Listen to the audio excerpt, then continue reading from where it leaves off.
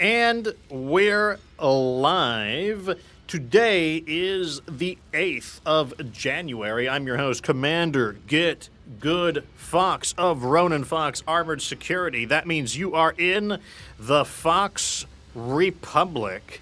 Today, we are going to be doing the Kestrel Lancers DLC in MechWarrior 5 Mercenaries. This is the second of the DLCs that they made, the first one being the Heroes of the Inner Sphere. This is the first of the DLCs that have like a very specific campaign that occurs at a very specific time, and if you don't do the campaign at the appointed time, then, well, too bad. You miss out on that campaign because it is a historic event that occurs once again, like at a very specific time. So, we got to do it, and we have literally 8 days before I have to accept the contract. 8 days is not enough time to really do anything that involves passing time, except, maybe minor repairs or modifications to a mech. I cannot even jump to a nearby system without spending 13 days doing that. So today it is all about the Kestrel Lancers DLC. I am joined by my co-host, Dr. Sheriff Crab. How is it going? It's going good. Glad to be back. Again, apologies for missing last time, but shit happens, I guess, as the old adage is. Yeah, good to be back, and I'm glad to be doing the Kestrel Lancers. It's always a bit of a milestone in these playthroughs, sort of get to test these mechs out, see what they're doing early on in the game. That is one thing I do like about the campaigns, is that they do kind of act like meter stick. The campaign can have, you kind of have to make some value out of it. If you're someone who doesn't like restarting the game, then the campaign has very little value because you can only do the campaign once per playthrough or file import. And, if you're someone who just maintains a single master copy playthrough, then you'll probably do the campaign once and then never again. So the value of the campaign really, really varies. It doesn't help that this is the first of their DLC campaigns. It's definitely less impressive than all of the other DLC campaigns they've done. But, I get, you got to get practice one way or the other. Let's see how Chatville's doing. Jacob Stevens says, first watching. That's true. Even before I got the stream set up. Glitch Online says, I've restarted the campaign so many times, I only finished it once. Yeah, if you're like me, or in this case, Glitch Online, you might get a lot of mileage out of the campaign because you like restarting the game. Like me, I actually prefer the beginning and the middle of a MechWarrior campaign more than I prefer the end of the campaign. So, I actually don't mind restarting. But, that's it. Anyways, let's take a look at our mech bay. Our mech bay is looking, as good as I could get it ready. This is one of the advantages of starting from 3015 instead of starting at the Kestrel Lancers. I am always going to be able to have more mechs and higher quality mechs by time Kestrel Lancers appears rather than the Kestrel Lancers start. We've got a full, big boy heavy lance, so, I wanted to get one assault mech, but 3 Orions and a Black Knight, that's pretty heavy stuff. That's some, those are some tough guys. It's 300 tons right there, so I think it's fine. Maybe we will pick up an assault mech along the way. We're allowed to use, I'm pretty sure, we can use Awesomes and we can use Stalkers. Let me go ahead and bring up my spreadsheet. Battlemaster, Bull Shark, and Atlas 2, I think, is the other ones. Yeah, so we can use an Awesome, a Battlemaster, or a Stalker. We're not going to find a Bull Shark or an Atlas 2, obviously, but the Stalker, the Battlemaster, and the Awesome, I would not be surprised if we can manage to pick one of those up during the Kestrel Lancers campaign. I think that's, very realistic. Glitch says, every time I restart, I end up doing something different that brings me joy. That's exactly how I am. That's why I've been doing these playthroughs where I have to use specific kinds of mechs.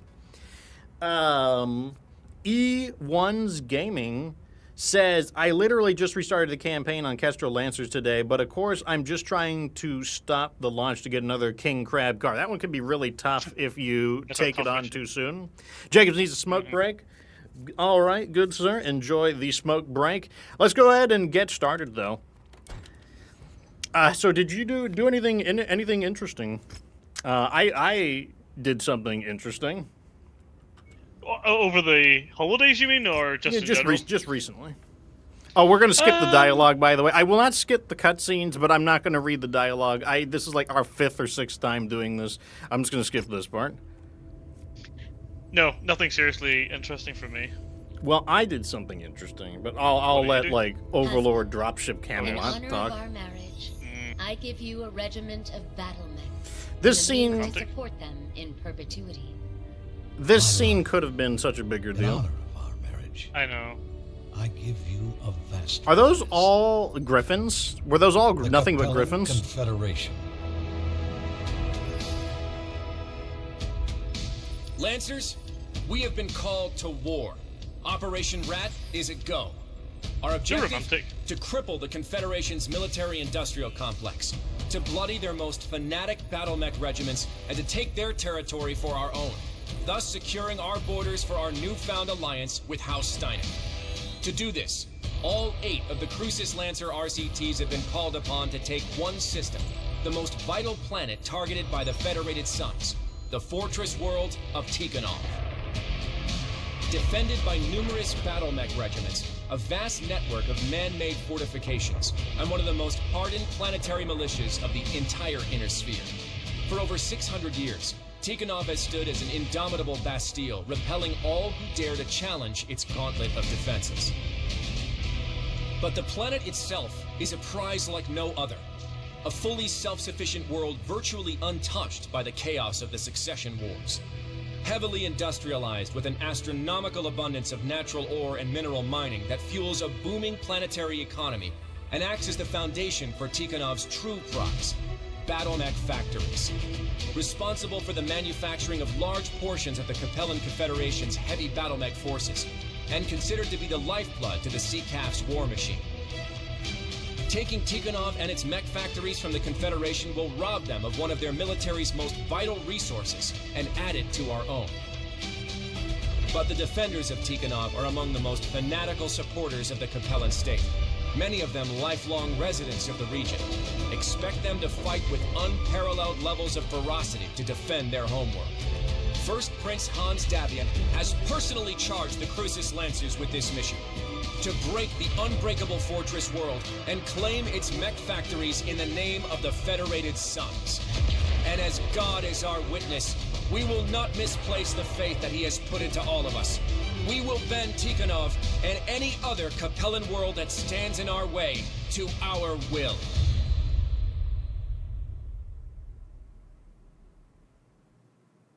Bold words, I suppose. Onik and Dork are in the house. He says, I hope they'll update jump jets like they did in the clans. I forgot to try that.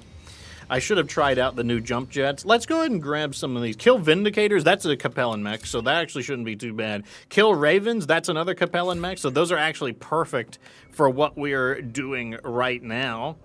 But, yep, so this is not technically the first mission of Kestrel Lancers. The prologue is technically the first missions, but, you know, this is like... Oh, yeah, so by the way, Davion doesn't like us. So this is going to be the Kestrel Lancers, except Davion hates us.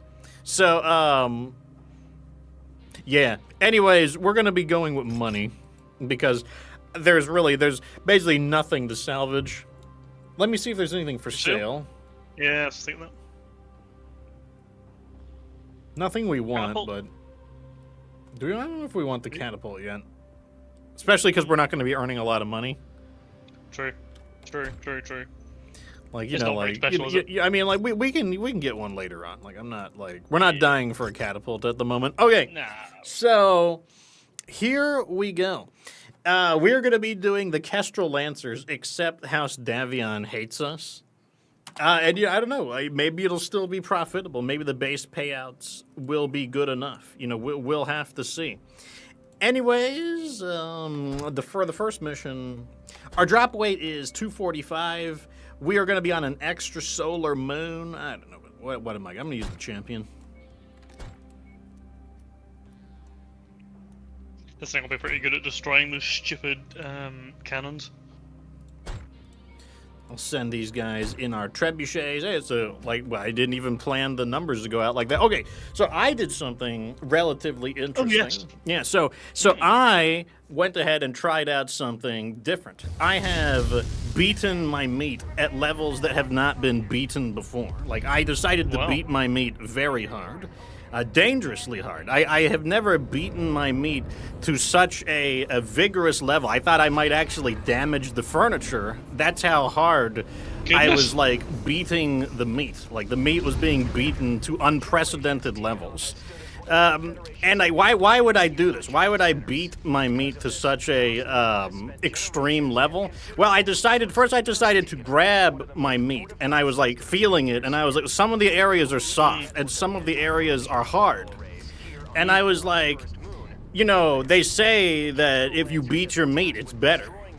But I was like, you know, I don't know if I believe this or not. So I decided to beat the meat to levels that I have never. I mean, like, bam, bam, bam, bam, Yeah. bam. I mean, I could feel the, like, furniture rumbling and shaking as I was, like, beating the meat to, like, levels that just shouldn't be. You probably shouldn't do, but it worked. You know, it actually worked. I realized, really? well, the meat was disobeying me. My meat was disobeying me, so I had to beat it into submission, and I've never tried it, and it actually worked. So it took the cook time. It took the cook time down from 10 minutes to like 2 minutes at the same temperature. Huh. Huh. So, like, I was cooking pork a few days ago, and while cooking the pork, I was like, well, you know, I want to, like, cook it to, like, the lightest safe temperature, which, I mean, like, I don't know. I don't cook pork very often. I got into pork recently because it's cheaper. So I asked an AI, what should I cook it to? And the AI is like, how about 145 degrees? I'm like, why not? You know, 145, 150, 100, it's all the same to me. I'll try 145. Well, I cooked the pork to 145 internal, and it took, like, I don't know, like 12 minutes. It wasn't fast. I was getting a bit impatient. I was like, why don't I just order some junk food for how long this is taking? And I was like, I'm not happy with how long this is taking. And then I remembered from a video I watched that beating your meat reduces the cook time because it makes it flatter and it increases the surface area on the pan. It also makes it thinner, so the heat passes through the meat faster. And that's good because if the meat takes longer to cook, then the surface of the meat is directly in contact with the pan. And so the surface of the meat overcooks compared to the inside of the meat. So I was like, you know, I tried the meat pounding technique, and when I beat my meat, I was like, okay, it's a little bit better. But I'm like, it's not that much better. Beating my meat only helped a little bit. So this time I was like, what if I really beat my meat this time? Like, you know, I'm gonna beat my meat like really, really hard this time. What if I try it that? Like, I've never tried that before. So I got my meat beater out and I got my meat and I slapped it down, and then I started like beating the meat like really, really hard. Like, I was like, you know, I don't know, like, I hope it doesn't like damage the island in my kitchen. I could feel the island like rumbling. But let me tell you, when I felt my meat after beating my meat, it was completely soft. I was looking really hard too. I was like pinching around it, looking for the like hard parts of my meat, and I couldn't find any. Now theoretically, somebody must have killed him. I don't remember him being dead. And so I tried it, and I don't know. I think it worked. And, you know, it cooked really fast. I was like, you know, I'm just waiting for it to cook. And I'm like, it's only been like 3 minutes. And it was and according to the thermometer, it was ready. And I'm like, I don't know if I believe this, but I mean, I guess we'll find out if I get salmonella or not. Like, I mean, I could survive salmonella. Salmonella mainly kills like the infirm or like children. You know, like I can deal with salmonella with the best of them. So I just pulled it off, and I decided I'm just gonna eat it. And I didn't get salmonella, so like obviously it was like either A, cooked enough, or I'm just so damn powerful, like my stomach is so advanced that I can just like digest salmonella or something. And it came out really well. It was like... And would you say your meat was more palatable to the mouth afterwards? Yeah, I sucked my meat in my mouth, and it was like way better than normal. Oh, that's impressive. Yeah. So I would highly recommend, if you have the time to dedicate to beating your meat, you should definitely do it. Just beat that shit, like, honestly, that's crazy. Yeah, you just let it have it. Like, just tell it it's, like, disobedient and it's time for its, like, punishment. Just like this, like, Vindicator right here. Hey, you speak of the devil. We needed Vindicators, right? Yeah, I already killed one. He's actually doing pretty good. He's not dying. Oh, I shut down. That's probably not good. Come on. Well, we'll see about that. He just stop jumping around. It's not, you're not going to live from jumping around. It's not going to help. Okay, he's dead. He did rough my leg up a little. Oh gosh. He dodged my punch. You know, that's something with cooking though. Like, I don't like cooking the same way or the same thing. If I cook the same thing, I've got to like improve upon it, or I get really bored of cooking. Like, that's one of my things. I get like bored of cooking, which causes me to want to buy junk food. If I cook the same thing the same way every single time, I either need to try something new, or I need to try something different, or I get bored. Like that's like one of my biggest obstacles with cooking. Yeah, I'm not a big fan of cooking. I'm quite a good cook actually. Or it It's needs quite to be chemistry, I automated. don't like chemistry, but- Or it needs to be Yeah. automated. Like if it's automated, like if I just throw something in like the oven or something and I don't have to do anything, like then it's fine, because then I can occupy myself with other things. But if I actually have to sit there and, you know, babysit the food, then like I get very bored of cooking if I'm not trying something new or trying something differently. That's that's my opinion about it, at least. So, like, that's why I was cooking omu rice. I was doing Japanese-style omu rice, because it's not easy to do. It requires a lot of practice, but, like, that was keeping me invested in cooking it. I was invested because I was like, oh, my, it takes effort to do correctly. So, like, the technique I found entertaining.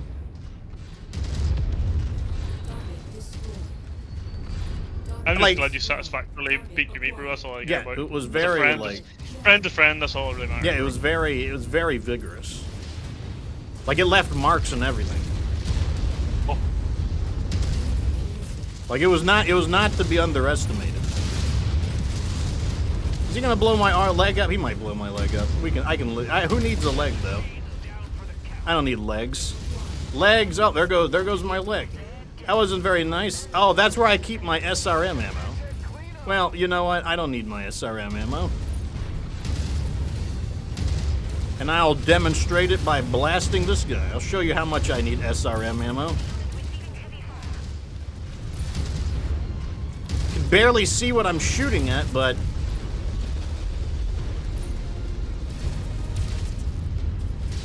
who needs to see what you're shooting at? Fortunately, despite having one leg that's not working, this thing still travels at a very healthy 60 kilometers, so I don't even really feel that affected by it. The main thing I feel affected by is not having ammo for my SRM, but, you know, I mean, this is the end of the mission, so even in that case, I can live without it.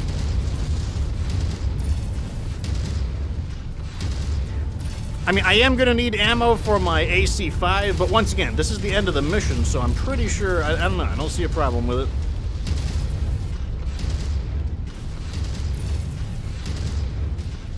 Cruises Lancers Command, Kestrel Lancers reporting all installations destroyed. All right, You are clear for that's the first one. We're going to try to complete this campaign in one stroke. Return to your dropships and prepare your forces for planetfall. We'll see you on the ground. Ironically, I hope that's got nothing to do with beating meat, these strokes. I mean, if I had the tenderizer, like if we had a melee mech with a hammer, I could like pound the mech's meat. Oh, we have to Oh, go we to have extraction? Oh my god. I'm just gonna jump off this cliff, honestly. Yeah, go for it. I mean, come on, the orbital guns are taken out. Like, why can't you, like, pick us up closer to here? The orbital guns are taken out, and there's literally zero like enemy forces anywhere to be seen, and you're like not landing. And making us walk? She's actually landing in the one place we didn't check. We could get ambushed. I know. I also, the enemy lands wherever they want. Like, the enemy will land right in the middle of an active war zone. Like, oh, you know, we got, like, a delivery to make. You know, they're basically, I mean, I guess the enemy works for Jeff Bezos, because, like, they deliver rain or shine any time of the day. You know, they make sure they get it. They're, like, their Leopard pilots are probably peeing in jugs. Like, they have a very aggressive schedule to keep. Meanwhile, you know... Oh, look. She landed beside a medium laser turret. Like, oh, look at that. That could have been... Could have started, like, you know, burning away at the thrusters. That's crazy. Burn out of here. Marshal Davion wants us planetside with the rest of the Lancers ASAP. Have you ever had where a mech dropship takes out the flying targets? I've had my mech dropships destroy... I mean, if it destroys anything, I'm satisfied. Jennifer suggests cutting the pork into strips, barbecue it Japanese style. I could probably do that. The problem is I'd have to have a way to record the calories of the barbecue sauce. I mean, I guess I could buy barbecue sauce and then squirt it into a tablespoon and then brush it on, like, because I'd have to have some way to calculate the calories. Damn, you did 1,800 damage.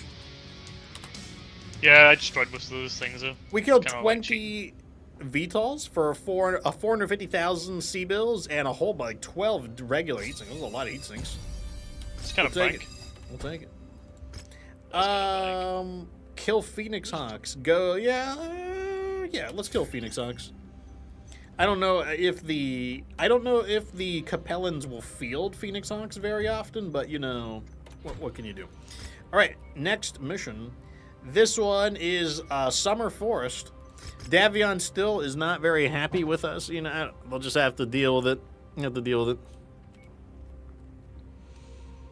So I was discussing it in the Discord, and one guy actually had an interesting idea. They like, what if Davion becomes FedCom in the middle of the operation? Then your faction would reset to neutral. And, like, you'd be like, hey, old buddy, old pal, like, here, we're going to give you really good prices, even though you've been, like, kicking our ass up and down the street. I guess I'm going to use the Jester. Put him in the Centurions.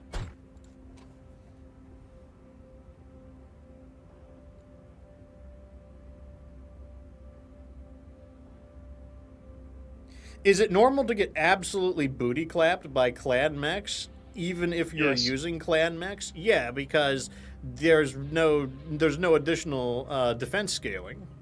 Like, the clan mechs are no easier to... They don't have any benefits of defense. Like, you still take the same amount of damage. So, like, you know, like... basically in the clan's technology tier, the enemy's ability to do damage has gone up because they have weapons that do more damage and they can attack at a farther range, and they're more likely to be a high-skill pilot. But in addition to that, there has been no improvements in defenses, so you don't really have a way to make your armor better. So the enemy shoots harder and you don't defend any better. Like, you can only defend by destroying things faster for the most part. So, like, yeah, it would be completely normal to potentially take a lot more damage in the clans era, that even with your own clan mechs compared to the Inner Sphere tech level, just because with Inner Sphere mechs, you can typically abuse their lack of range. Like, most Inner Sphere mechs want to fight up close, whereas most clan mechs have no problems fighting, you know, like 500 meters to like 1,000 meters. Oh, here we got ourselves a Warhammer.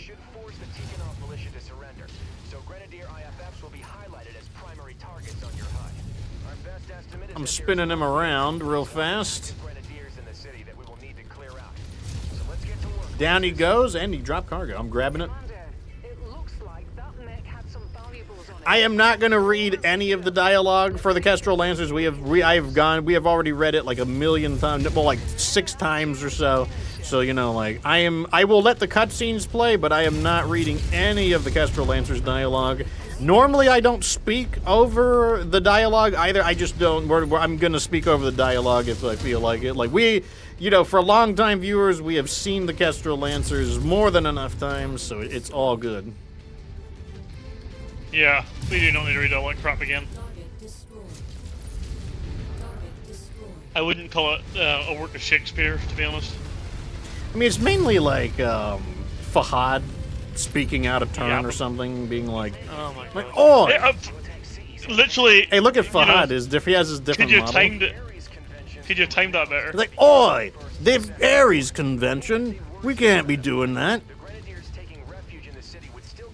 Hey, why is Marshall Jackson like arguing with him either?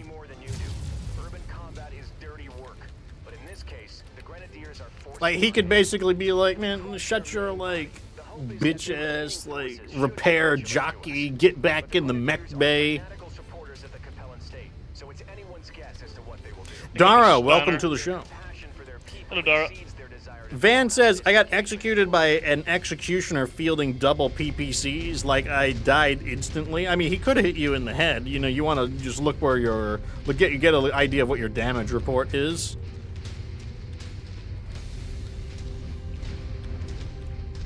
Like, the clan mech warriors will target the head a bit more frequently compared to normal pilots, I will say that. Actually, it's a good thing you took a Phoenix Hawk. I'm pretty sure there's either 1 or 2 of them in this mission. Alright. It's time to start. I don't want to go all the way into the city. I mean, I could go into the city, but... They're using the inner city as cover. All Lancer forces, advance into the city and flush them out. Nearly there, Commander. Approach the hidden object to pick it up.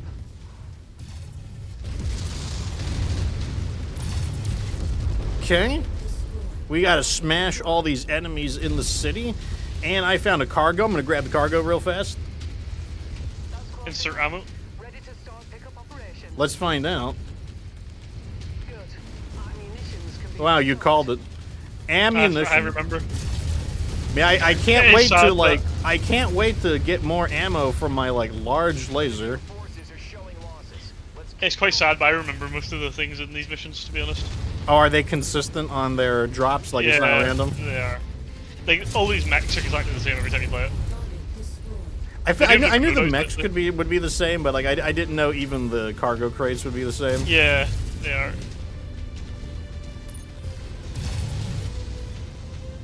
You can blast this guy in the back. I keep him interested.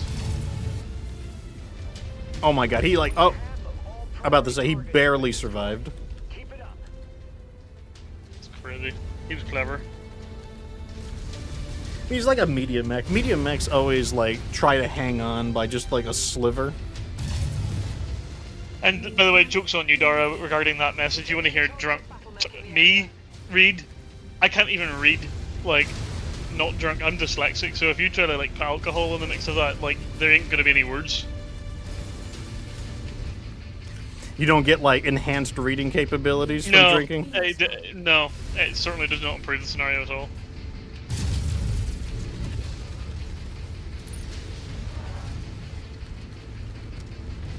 Like, for New Year's, we played Mass Effect 3. We did a drunken Mass Effect 3. Well, I did. Like, some of the others were just like, oh, I don't want to be, like, bad at the game. I don't want to be drunk and, like, be bad. I'm like, okay, let me tell you. I'm going to be drunk, and I'm still going to do, like, decently. And I did. I got second highest score in many cases, even, like, multiple glasses into the whiskey. I was gonna join you, but I literally just drank too much and I was in no fit shape to be playing any form of video game.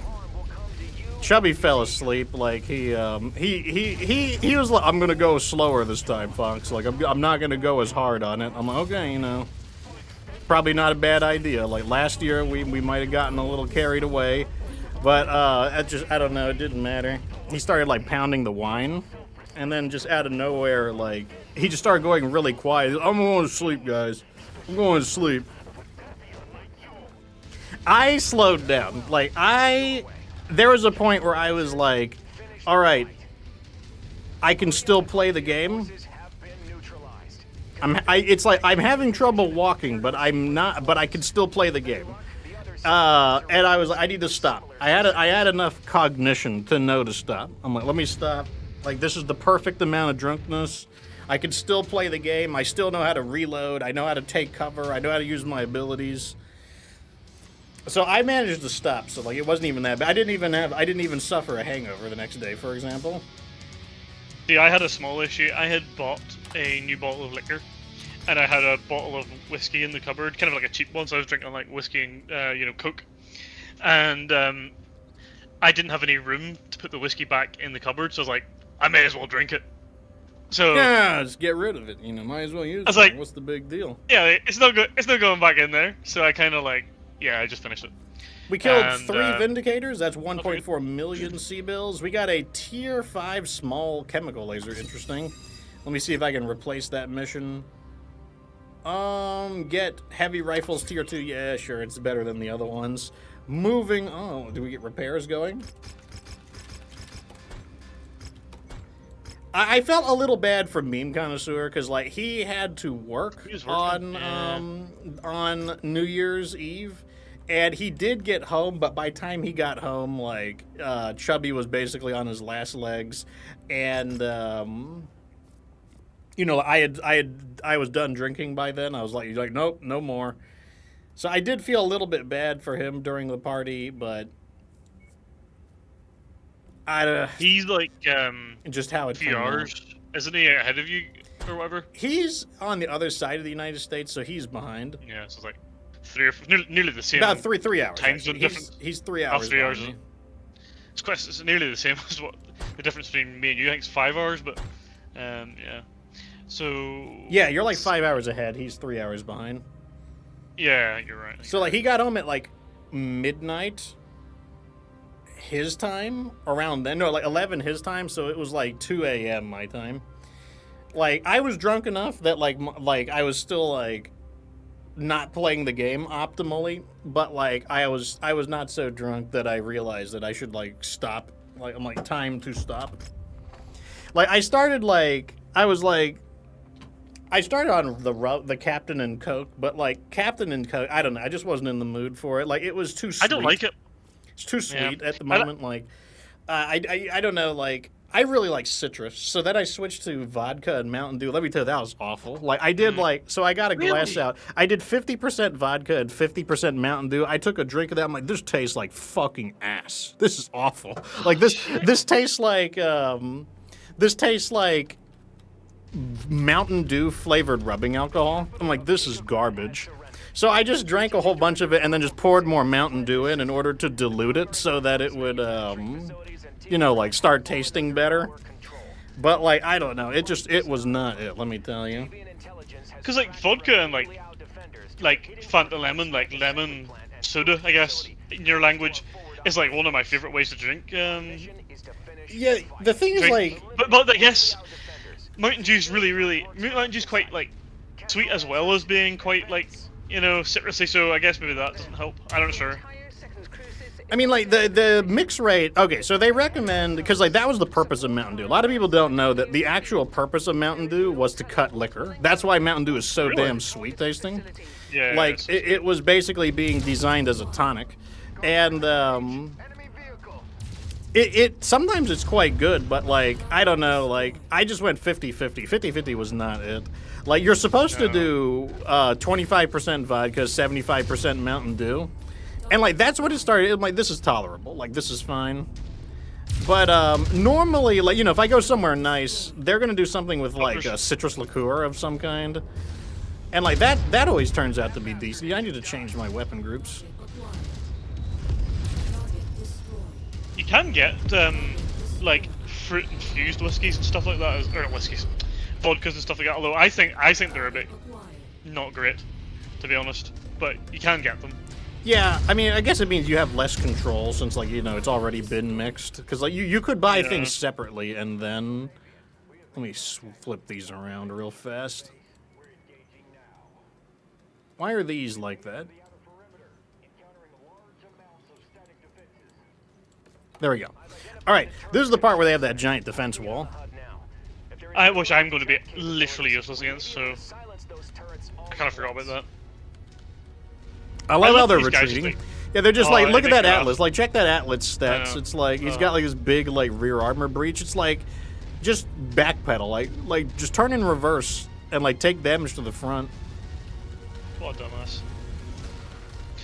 But yeah, I went through quite a bit of whiskey. I had a few. My Connemara is effectively on the ropes now. Oh. Like I think I've got like maybe 2 glasses worth in that bottle now. It's been vandalized. Chubby challenged his family to try out the Connemara. Did they like it? They couldn't stomach it. It was too strong. Oh really? He also bought a pretty relatively expensive vintage of Redbreast, 16 years. I'm like, Yeah, funny. you know, he was approaching saying it was getting $100. Yeah, about to say like you're approaching $100 now. Like that's not a cheap one. It's not. His family I've said only that his family was more capable of handling that. Like Alexis, she couldn't drink the Connemara. It was like, I don't know if it's the strength or the smokiness. Like Eve, for example, when Eve tried out Connemara at my place, she just can't deal with the smokiness. Like she doesn't like smoked alcohol. I don't mind smoked alcohol. I think it's a very interesting flavor. I'm just gonna let somebody else take that. I am splashing my allies with napalm, so I'm just gonna. Oh, I'm trying to slightly different. I can't make it through. Strategy where I'm like just standing right at basically the front of this wall.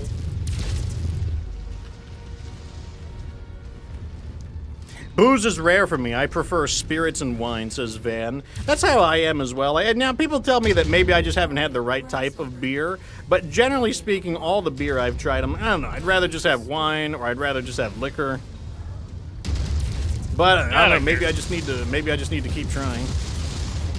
No, I think it's one of those things you just don't like. You don't like it, to be honest. They're all pretty much the same thing, to be quite honest with you.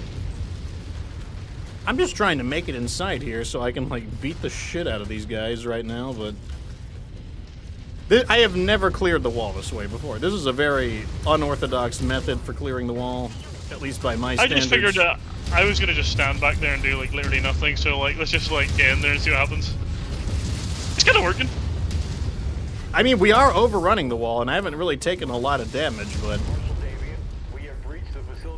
one of our Orions has an AC too. Because, I don't know, I just did something different. It'd be kind of cool to put an ACT rapid fire on one, maybe. I could not fit the ammo on it.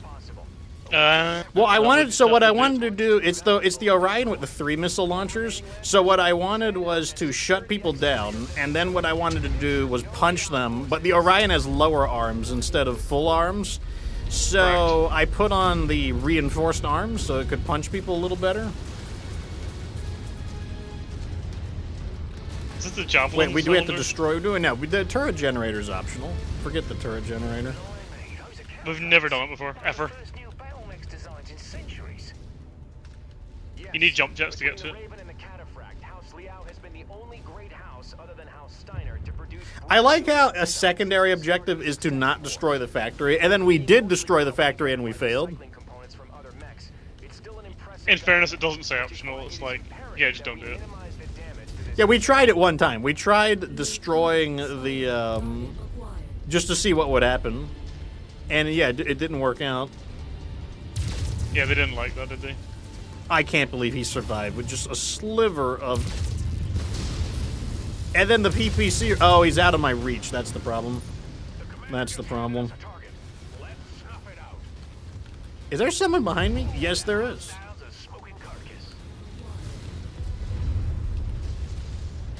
Well, you have to kill everything, so you can't let it leave him. I didn't even see that guy. Yeah, I'm trying to take out these, like, stupid helicopters, but they're, like, too high in the air. Make sure that spider doesn't escape. I'm gonna go kill his trebuchet, I guess. I didn't even see that guy. I'm tickling him to death slowly. Okay, somebody got him.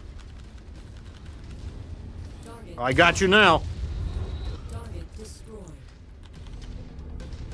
It's like they tried to have the turret generators like, well, that's something that you would care about in Battletech 2018. In Battletech 2018, you would care about destroying the turret generator using like a jump-capable mech to do it.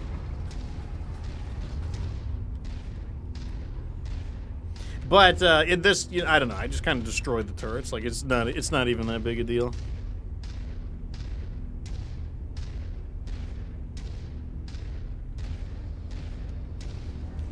Mountain Dew is called Mountain Dew Shine. Yeah, I believe that's correct.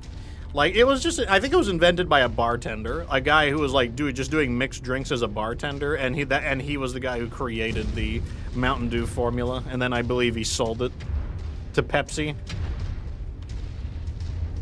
Not a super common thing in the UK, but one thing I have noticed is the sugar-free version is absolutely diabolical in comparison to the normal one. I mean, I can't drink sugar-free Mountain Dew.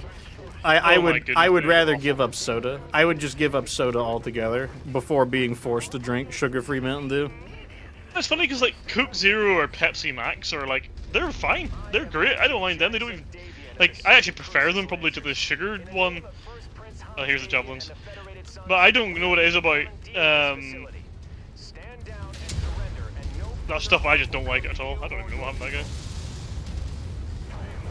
Yeah, I agree with that as well. Like, I can drink Diet Pepsi, Diet Cola, Pepsi Zero, Coke Zero. I can do that absolutely, but no, not Mountain Dew. Like, 100%. Yeah, me too. Like, sugar-free Mountain Dew is just awful.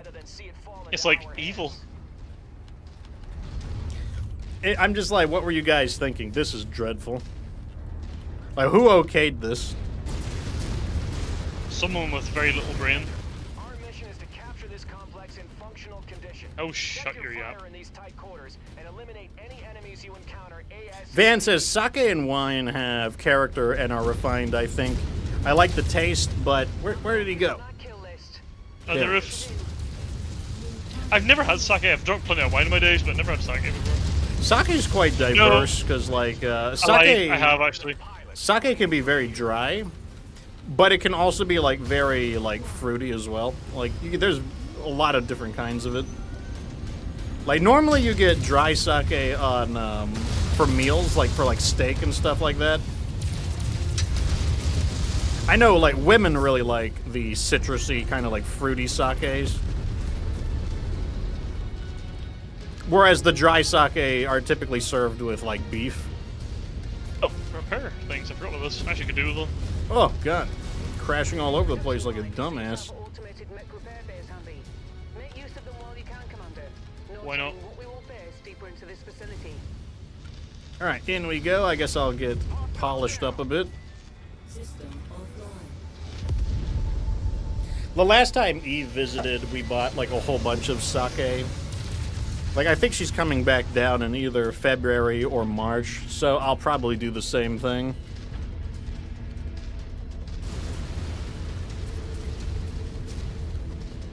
Mr. Grego says, "Get good, Fox. What's happening, man? We are doing the Kestrel Lancers DLC campaign right now. I'm going to try to knock it out in one go. We'll see if I can do it. I admit I'm not really paying full attention. Like, you know, like, this DLC is not hard enough to require my attention. That could, it could make me a little less efficient, you know, but, you know, what can you do? There's some ravens that we need. We had a bounty on ravens. And we are just hosing these guys down. Yeah, we'll fight plenty of those on Sarna, right? In the Ravens. I think there's loads of them there. Van asks, is it just me, or does the Battlemaster seem like the Ragnarok from the Mech Assault series? Yeah, it is. It looks like a giant Battlemaster. Somebody asked from a previous question, what if they added the lava gun from Mech Assault into that? You know what? Maybe we'll ask that question. Since the sheriff wasn't here, there were a few questions I asked that, you know, maybe his thoughts on it could be interesting. Let me go ahead and bring that back up so I can see the questions. So these are questions that were asked last stream, but, you know, like, maybe we want to hear what the sheriff has to say about it. So this question is from Gabe611. And what he says is, ever since the introduction of the Inferno SRM system, it feels like the Flamer has been power crept. And what if they brought in the Mech Assault lava gun?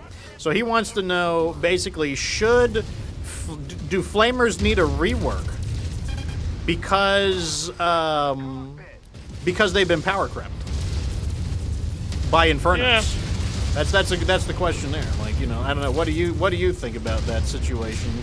It's an interesting one because I think most guns in the game have like a bit of a balance, you know, a balancing act where, you know, for example, if you want to use large lasers, you probably need 4 of them to kind of be like any good. If you want to use like AC5s, 2 of them is kind of like the crunch point. The issue is with the SRMs, it feels like even one SRM is like super powerful. So I don't know oh yeah, we're putting them in the grave. I don't think there's any necessary need to like change the Flamers, but I do think that there's a potential that the Infernos are a little bit overpowered. But what I have noticed about the DLC weapons is that Piranha Games tends to make them quite overpowered, and I think it's maybe to make like viewers of streams and videos think, oh my god, I'm missing out on like heavy rifles, or I'm missing out on PPCX, I must buy the DLC. I don't think they want to make weak weapons, so I think it's probably more so that the Inferno SRMs are a little bit overpowered, to be honest. That's kind of my opinion. That's an interesting take. Like, that's you know, different than what a lot of the other people had said, but I actually think that's what makes it more interesting. And you know, I might agree with that actually. That perhaps it's not that the Flamers are the problem, but perhaps the Infernos are overtuned. And I agree that they have been. Well, give me a sec. So we got 300,000 C-bills. We got a Cataphract, an ERPPC, and an AC-10 burst fire. We'll take that. Let's throw this in. That's probably going to be the only salvage we get. I don't think we do get a Zeus. Yeah. We do get a Zeus. You're right about that. All right. Let's see. Cantina missions. Nothing there. Let's move on. Oh boy, cutscene. Yes! Wave 3 of Operation Rat has begun. From here, the Crucis Lancers will divide and conquer a number of systems, securing our grip of the Tikhonov commonality. The 2nd and 3rd Crucis Lancers' next assignment is to take the world of Tigris. Boasting one of the highest standards of living and well-educated populaces in all of the Capellan Confederation, Tigris has acted as a cultural center and brain trust of the Capellan state for centuries. Bringing Tigris to heel will consolidate the Federated Sun's might throughout the Terran corridor, and further secure our hold of vital jump ship routes into the Lyran Commonwealth. Its conquest will also rob House Liao of a major population center containing some of the Capellan state's brightest minds and wealthiest families, hampering the Confederation for generations. Given the system's wealth and nobility, House Liao has stationed significant defenses on Tigris. With only 2nd and 3rd battalions assigned to this invasion, we should expect to encounter stiff resistance to our occupation, as we will not be able to rely on the same amount of support that we received on Tikhonov. But always remember, the Lancers have already done what not even the Star League could do. We took the unconquerable world of Tikhonov. Compared to that, there is nothing that Tigris can throw at us that we haven't already faced before. I guess except for the Big Mac. Like, we have not faced the Big Mac. You know something that always makes me laugh about that What's particular cutscene is they use Operation Rat. Like, you think about all the operations in the past. You go World War II, you know, we're invading, we're Nazis and we're invading the Soviet Union. We're calling it Operation Barbarossa. That's so cool. Or we're the Allies and we're invading France and we're calling it Operation Overlord or Operation Neptune for the naval combat part. But no. Damn, you got this shit on lockdown. You know, I got this shit memorized. I'm like, I'm just yeah, nodding my head. I'm like, yeah, I know all of this stuff. Like, honestly, right. Those are 3 really cool names. You've got what's us 1945, and we're now in 3025. So you're over 1600 years later, and you're thinking, or 1,000 years later, and you're thinking, oh, the best we can do is Operation Rat. Bro, come on, you can do better than that. That's all I'm saying. You can do better than that. Yeah, I don't know why they called it Operation Rat, especially because, like, that's the name of the Fed Sons. The Federated Sons are referred to as the Fed Rats, so it's like, I don't know. It's like, I'm not sure. Rat, R-A, and then is it something like Tigris? I wonder if it's Tigris. It's just RAT. No, that's the name of the entire operation. Like The whole there thing? were a Well, few like- there were a few operations, but the one that we're a part of, yeah, it's just known as Operation Rat. Look at this. We're in Liao territory, so we get a 20% discount on things. So I'm just gonna go ahead and scoop this Battlemaster 1G up with like the We need that. Nice. yeah, like with the 20% discount, you know, like don't mind if I do. What am I gonna do with this mech? I'm not sure. Flamers, machine guns, and SRMs. You want to do flamers? Okay, we'll do flamers. 100%. I want to see what that does. I want to do something weird. All right, we want Weird and flamers. wacky. We'll do flamers. All right, the flamers. Let's get an Inferno SRM. I just want to flame this shit up. Okay, we're probably gonna need to make some room for things. Actually, let me just take all of this stuff off. Actually, you know what? I'm just gonna throw them in We're in here, the bin. and I'm bin it. pulling them back out. Let me just see this real fast. What? Okay. Oh man, I was about to like trip. Flamers. Step 1. Step 2 is the SRM-6. Unfortunately, we can only Punchers? use a cruddy one. Let's do 1 ton of ammo for now. Can we get punchers? Or is that full- not possible? Full armor. Let's square out some of our essentials real fast. Okay, can we do punchers? 2 arena fists. We can do that, but then we will need to have very few heat sinks. But I don't why think we don't? need any. What if we try I it don't think we anyways? What if we do it anyways? Who's Honestly, going he to needs stunt me? things. Yeah, who's going to stunt me? Just manifest it, like, use an affirmation. My mech is very cool. My mech is very cool. My mech is very good. Just use affirmations. I think that'll work, bro. I think that's got it. There we go. Well, this guy is going to be ready in 17 days, so, you know. That's not bad. I bet you have to wait some time between the next mission, actually. I wonder how long it is. That's true. Let's see. It's now. It's literally now. Oh. Okay. It's not true. Let's not see. That was fake news. I want to use the, where's the Orion with the AC-2? Okay, I'm using the AC-2 Orion. This one has the heavy hammer fists, which is different. I don't know if that's the same used thing this as one. better, but it's different. VR Flash says, I forgot how things look without YAML. I have not, since I only play without YAML, so, like, that is very familiar to me. All right, heavy hammer fist time. I literally loaded YAML up one time and just seen all the options. I was like, no way. I'm not learning all that crap. I could not be bothered. Oh, we got off track. So we were asking, do flamers need a rework because of the strength of the Inferno SRM? So Sheriff's saying that maybe it's more the Inferno SRMs that are the problem, which that is possible. The Inferno SRMs are really, really strong. One of the things I think is that I kind of feel like I would rather see weapons brought up in power, just because the flamer, you do have to get right up on top of people. The flamer requires a lot of positioning to use without getting yourself destroyed in the first place. So, like, I feel like it is a weapon that requires more skill to use. And, like, yeah, I think you should be rewarded for that. Whereas I think the Inferno SRM requires all the skill that it requires to fire an SRM at a target. I don't necessarily think that means it should be worse. Like, I think the Inferno SRM is fine because that's what Inferno SRMs do.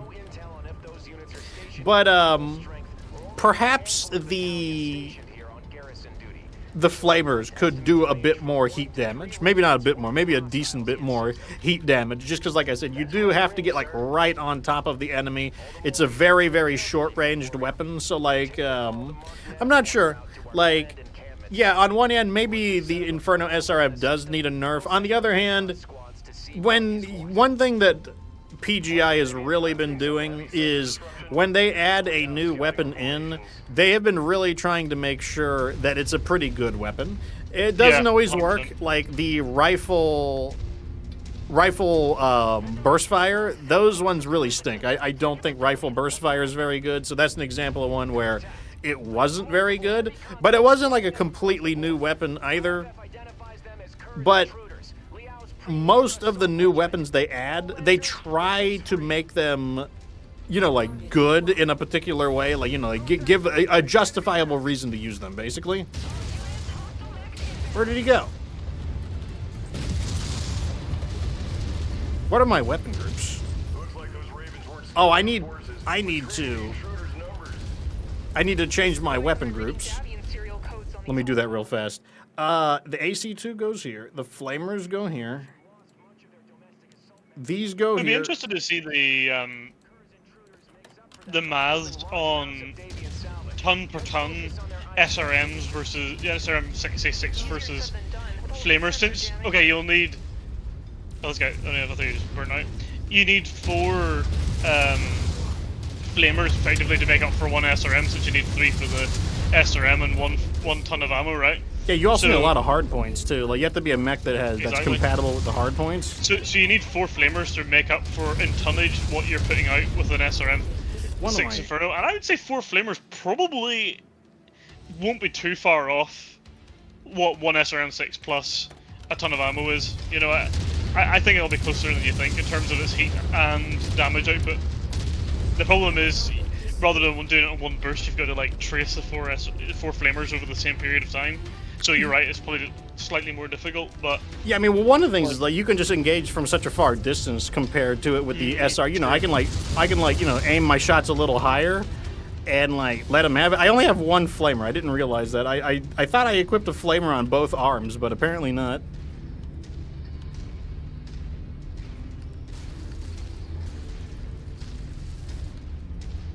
I did a shadow hunt with flamers and SRMs and together, and they were crazy. Oh, this is where the... That guy sounds like so sassy. Is this where the... Oh, this is where those... Yeah, there's the big boy chargers. And the guy's like, oh my god, I just got took out by a charger with a... Oh, here you go. Yeah, that's exactly. It must not have been someone from our group, because, I mean, like, they've just now arrived.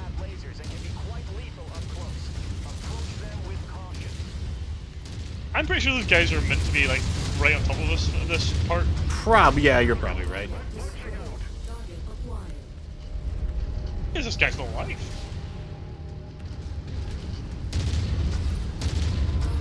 That's it. We'll see how... So the plan with this Orion is I use all my heat weapons to overheat them, and then I get them with the enhanced, like, hammer fist punchers.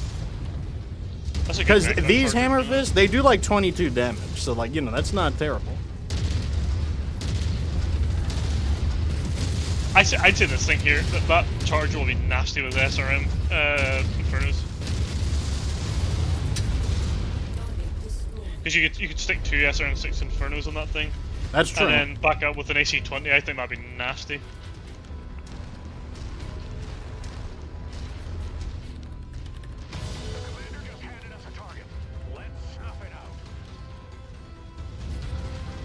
Let's get this guy. He just overheated. Blasted. We're just gonna lay it out. Yeah, that's the plan with this mech, though. The plan is to overheat them and then hit them with the heavy hammer fist, which, like I said, I think they do like 22 damage. That's still not as good as, like, you know, if you had real hands, like hand actuators. But, you know, like, it's not awful either, and they're not like a super heavy weapon upgrade. Like, they don't weigh that much. 3 tons are they, or something like that? They're like 2.5? 1.5 tons, maybe 2 tons at the most. But they're one of the, like, the hammer fist upgrades are among the lighter ones. Yeah. It's not something I've ever really used much of, to be honest. So the next question had to do with the lava gun. Now, you haven't used the lava gun because that was from specifically MechWarrior, or from Mech Assault. It was basically a weapon that was exclusive to Mech Assault on the Ragnarok and the Ymir mechs. It basically shoots like fireballs, like for, you know, if you were like, what does it look like? It just looks like it's shooting fireballs at people. And it does a lot of damage. Like, that's one thing I'll say. It was the most heavily damaging weapon in the game, because, like, the Ragnarok kind of acted as like a super mech to use. What is the lava gun? It's probably a bigger plasma cannon. The plasma rifle is something that the Capellans invent later on. I mean, I would love to see that weapon introduced into the game, but it doesn't get invented until the 3060s, I will say that. I personally don't care if the lava gun were introduced into the game, and the reason for that, as I explained in the previous stream, you know, like, they're not really... Development for the Succession Wars and the Clan Wars is basically over. So, you know, canon-wise, we're not really going to get any new content. So, I mean, why not add new stuff? As long as the new stuff is technologically plausible, why not add new stuff? Like, I don't have a problem with it. Like the katana, for example. The katana shouldn't exist in this timeline just because the Draconis didn't work on the katana until later on. I don't think it really matters, though, if they introduce the katana earlier than normal. Mainly because, like I said, if we go strictly by the canon, then all of the weapons are frozen in time. Like, you know, there will be no new content. The content will be the same forever. So I think as long as the technology is plausible, like there is a plausible reason that this would exist in the current time frame, then I don't have a problem with them adding non-canon, you know, like apocryphal things into the game. Like the PPCX, for example, does not exist. Like that is a non-canon weapon. It's basically a super version of the snub-nosed PPC. It doesn't bother me, though, just because such technology could exist. Like, it isn't that big of a deal. Or at least I don't think it's that big of a deal. And, like, if we went by the canon, there basically would be no customization. Like, you'd have to use stock mechs all the time because customization is not very easy to do in the Battletech universe. So, like, I don't think it's wrong to, like, bend the rules. I'm of the same opinion. I'm the sort of person that thinks that good, balanced content and more of it is always an improvement, so why would you not do it? Yeah. Like, I think they should be adding in weapons that might just don't even exist in the first place, but there's no reason they shouldn't exist. Like, so we have Inferno SRM, we've got Flamer. Well, why can't I have a heat-based ballistic weapon? Why can't I have Inferno autocannon? Now, that doesn't exist, but technologically, there is no reason that people in the year 3000 who can make like advanced robotics and like faster than light travel could not take Inferno gel or napalm, basically, put it in a cannon, a standard cannon, and then shoot that. Like there is no reason that technology should not be able to exist. So, like, that's something I would like. I would like to see Inferno autocannon, basically, even though that is not a weapon in the armories of Battletech. It is still a plausible weapon. Like, we could do it today. Like, if we could have that weapon today, they can have that weapon in Battletech. That's how I feel about it. So I don't really care if they were to add, potentially, the lava gun. Kill 5 Ravens. Yeah, me neither. 2.8 million C-bills, a Tier 5 AC-10 burst fire. We'll take it. And we're making progress. Let's just take that. Looking good. Next mission briefing, we're in the Mega City. And the Battlemaster will be ready.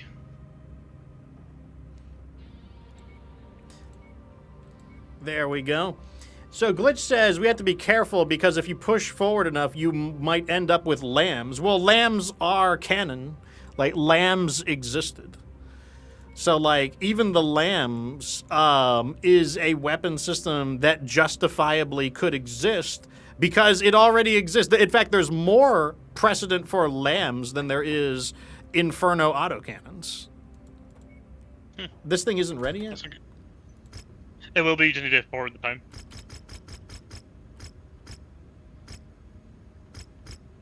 Okay. Nice. I'm going to use it. This might not be the best mission to use it in, but I'm going to use it. No, sure. Mega City is the best mission. Let me mess with it. I'm going to try the AC2 one. I haven't used it yet. All right, we're gonna do this. What a thing of beauty. 1, 2, 3, 4, 5, 6 flamers, 1 SRM6 and punchers. I mean, it doesn't get better than that. It's like, what more could I ask for? I guess I could ask for the ability to see, considering that the flamers are literally mounted right next to my cockpit. But you know, Minimap, use minimap, bro. Honestly. yeah. I'll just turn on the night vision. That'll help. Yeah, so turn on night vision, use minimap. Like you say, if you lose one sense, all your other senses are heightened. So it makes things easier. I definitely think we should. I'll give it. We'll find out.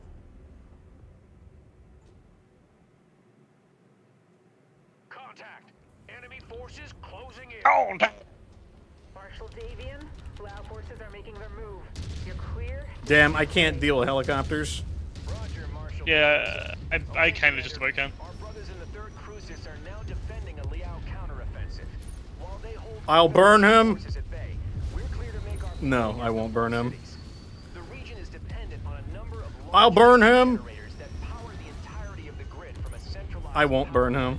He's too far away. minimize civilian casualties. We want your lance to move quickly and neutralize these generators. I can't aim that high because these are torso mounted. Destroy all the marked Oh, this mission's a little bit freaky. I'm pretty sure there's like quite a lot of existing Where the Next, hell let's see. is? Good luck, Commander. Just Oh, and you get- get a hero flamer from this one as well. There's sometimes a salvage, but I don't have a salvage for it. Wait, is this guy jumping? This guy can't have jumped. How is this guy in the air? Why is this guy in the air? The Raven doesn't have jump jets. Does the 4X maybe? That wasn't the standard one. Like he was in the air somehow. We're hopeful that Mandrissa Laurel will surrender her world to prevent more bloodshed. I'm going to cook the shit out of this trebuchet. Commander, let's get to work. Roast cooked.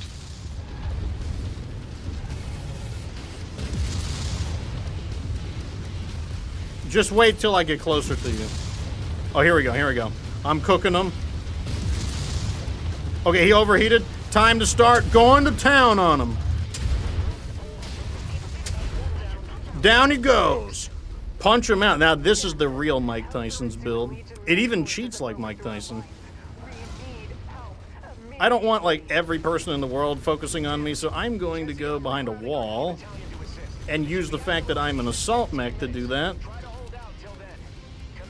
You're going to be real sad when I catch you, that's for sure. I'm going to catch you. I'm going to catch you. That's the end of him. You're going to be sad when I catch you. You don't want me to do it. Twice before getting in a mech again.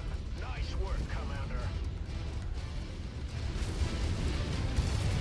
Everyone is like running away from me. Like they just need to sit there and like they need to like sit there and like get attacked.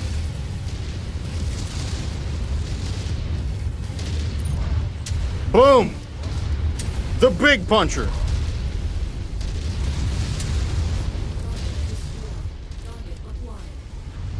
What can you see, bro?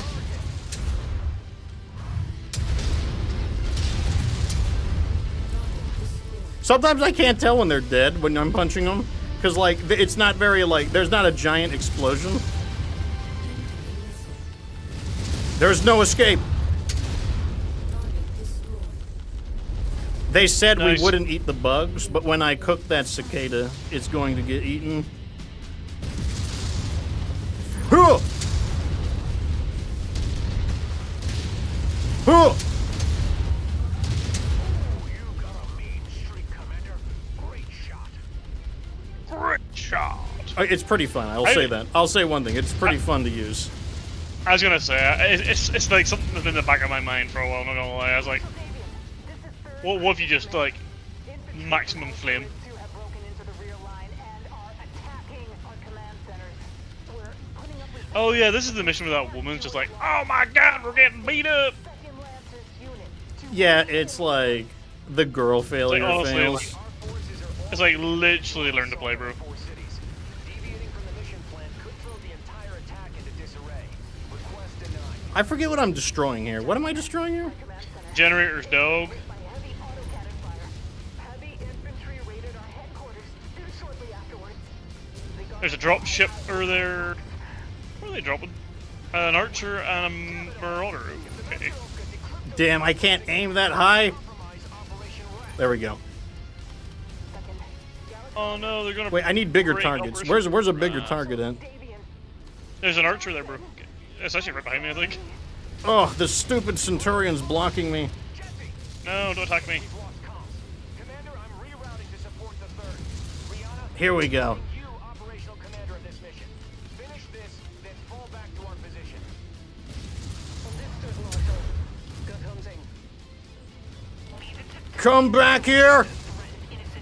Let the cooking commence! Yeah, it's like you shut him down and then you just punch him out. Commander.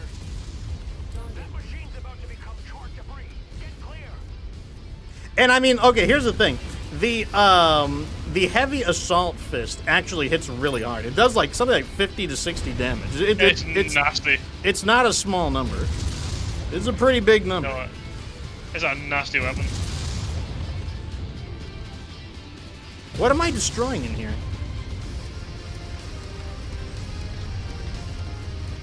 What? Attacking me in a helicopter, really? Destroy the generator.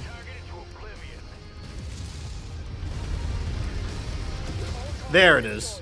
We got it. We got it. Let's get out of here. So like Did you use a I, hero firestarter? so I think that there it is. lambs. Get it. I think lambs would be fine in BattleTech. I don't think lambs would make. I don't think lambs would make BattleTech feel like Armored Core, and the reason for that is because I think they would just be heavier. Like I just don't think they would feel the same. Like I think they would just feel more like a I think they would just I think they would transform slower. They wouldn't necessarily travel slower just because you're a flying object, But like I don't think that they would be like you're not going to be able to like zip zap all over the place. Like in Armored Core, you can make very violent movements side to side. I just don't think a Battle Mech Lambs would be designed, or I don't think they would design the game in that way. So like, I think you could absolutely do Lambs while still feeling like BattleTech. Yeah, Lambs might be more like Microsoft Flight Simulator, to be honest.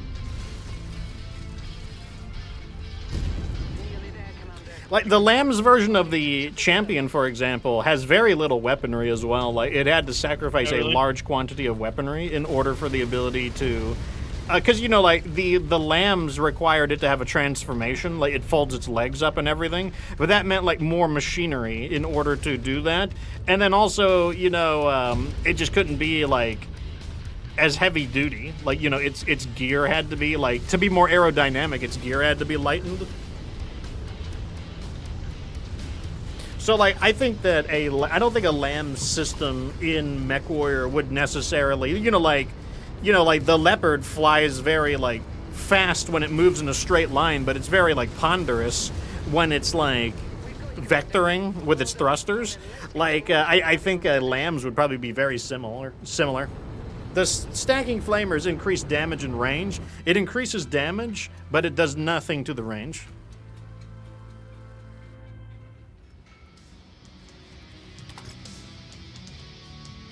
Let me grab these.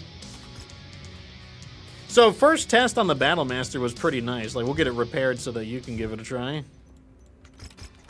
I thought it might work quite nicely. I mean, we'll have to face like worthier opponents than this, but Battlemaster still needs 4 days, unfortunately. All right, next mission. Oh yeah, this is the one where we got to like fight for the codes. We got to get the codes back. I'm gonna use Quite a long one, this one. I don't think I've used the AC5 Orion yet. I'm gonna use the AC5 Orion. Maybe I have. I can't remember.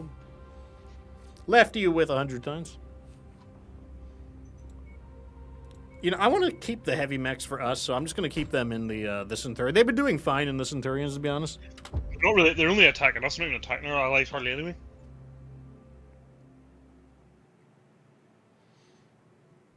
That's what those are some of the things I would like to see in MechWarrior 5 though. I would like them to start adding in like the PPCX I think is an interesting idea.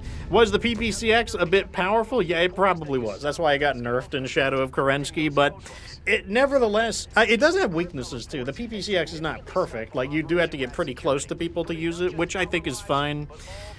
But like, I definitely think they could add in more weapons, including weapons that don't necessarily exist, but have a plausible reason to exist. Like I said, I would 100% use Inferno autocannon, Inferno SRM flamers. I would just straight up be more than willing to do full heat builds. Like that is absolutely something I'd be willing to do. One of the side notes of them releasing DLCs is the fact that they're always going to release their weapons as like stronger than what you would expect to make it sort of like a worthwhile investment. Like no one's going to buy a DLC of basically crap weapons. Well, we probably would because we're like you're trying to generate content, but like the average consumer is not going to do that. So it's no wonder that when they're releasing these things, they're sort of like coming in a little bit like overcharged. But I don't think it's necessarily a bad thing. If you don't like it, you don't like the fact it's overcharged, you just don't buy the product. Or don't use the weapon. That's not like it's an easy thing to avoid. Yeah, so, and like I said, I don't think it would cause. I don't see any harm being caused by it. Like I don't think like I don't think it's that big of a deal.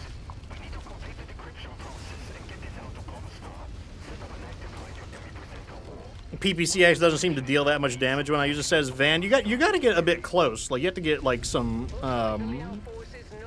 It is a shotgun style weapon, but let me tell you, it is the strongest weapon. Even clan weapons don't do as much damage as the PPCX. Like they mainly have the advantage of longer range. Like the DPS on the PPCX is like ridiculous.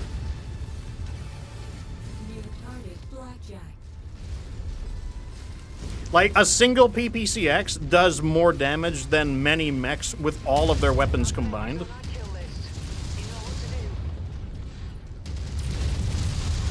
A lot more mini stocks than I thought we would. This guy is pretty tough. Well, he's actually like eating some hits. Down he goes.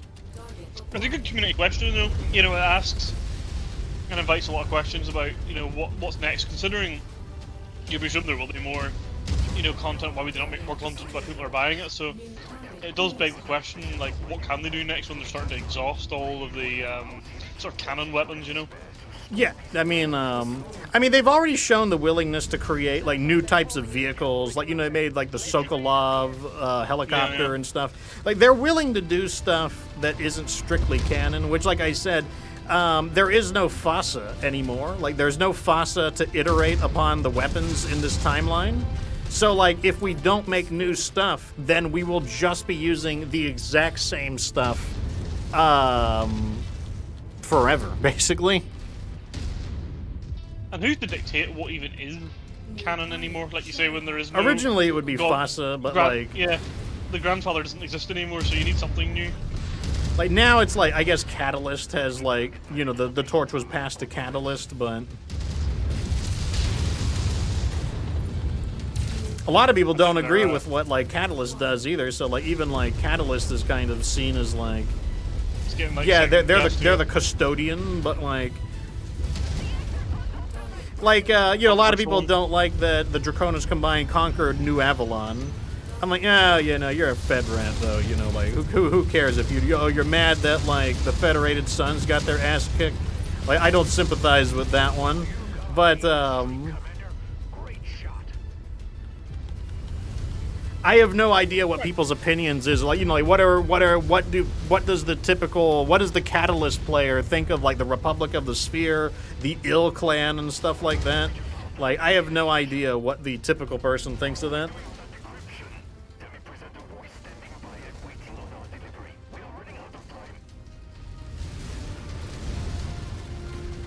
I thought they sent those bigger chargers in this mission. I haven't seen any unless you killed them already. I haven't seen any.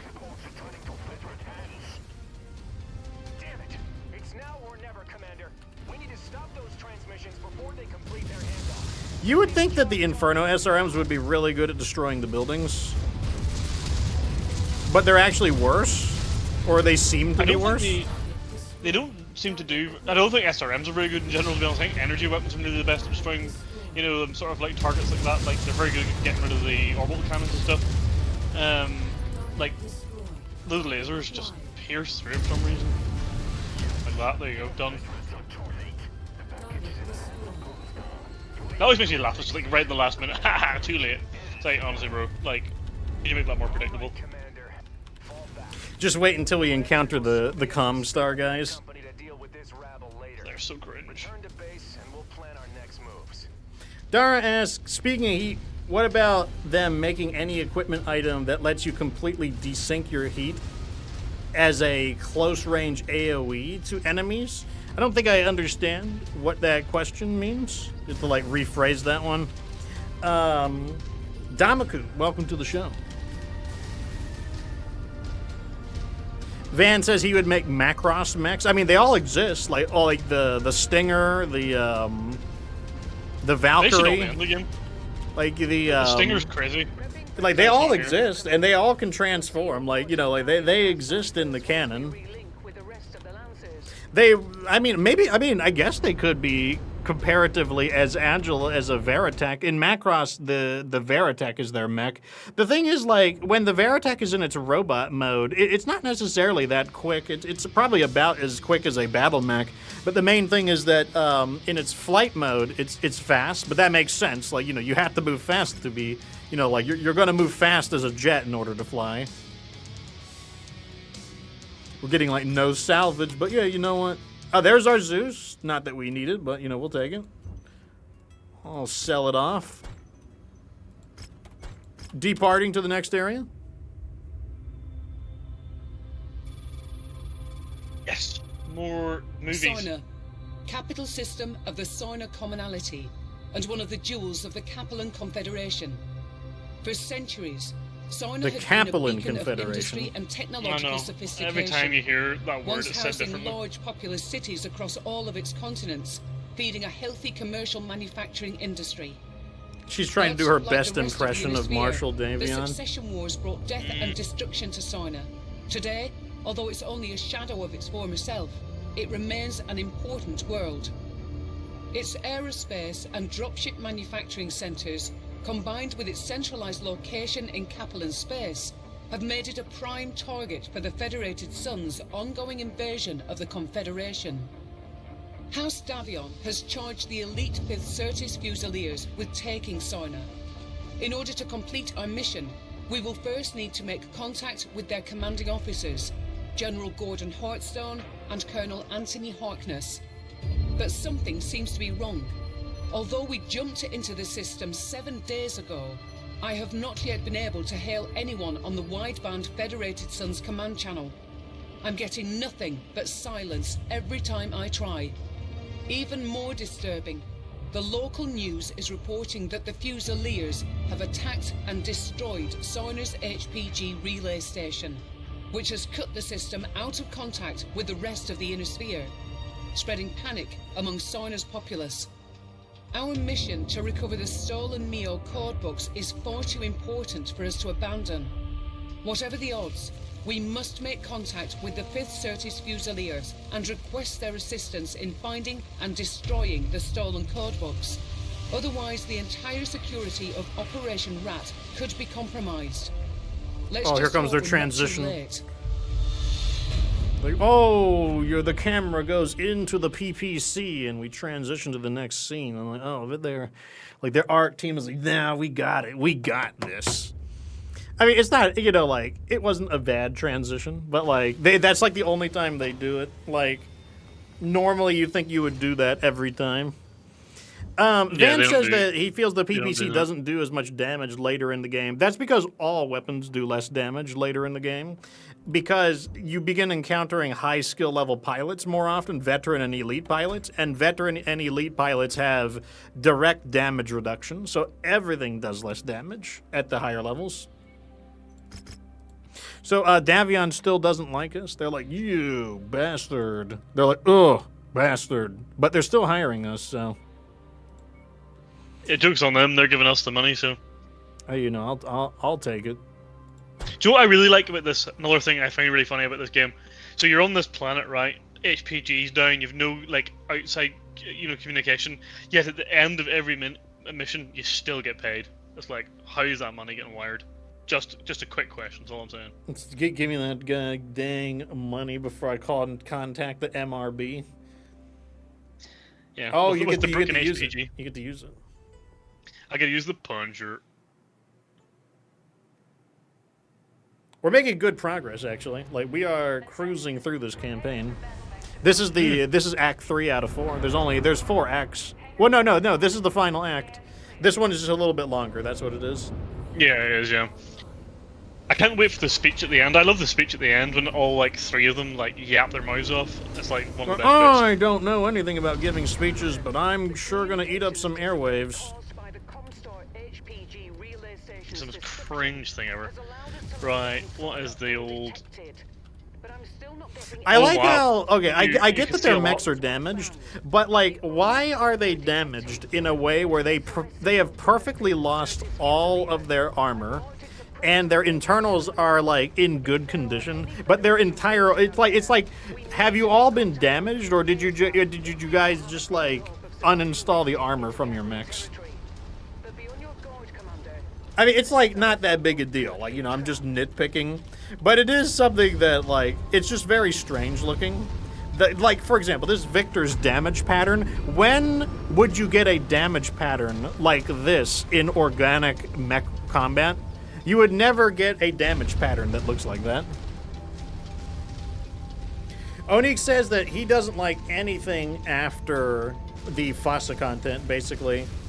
That the Comstar, he said the Comstar Civil War was okay, but everything else was not great. He'd love it if it was retconned.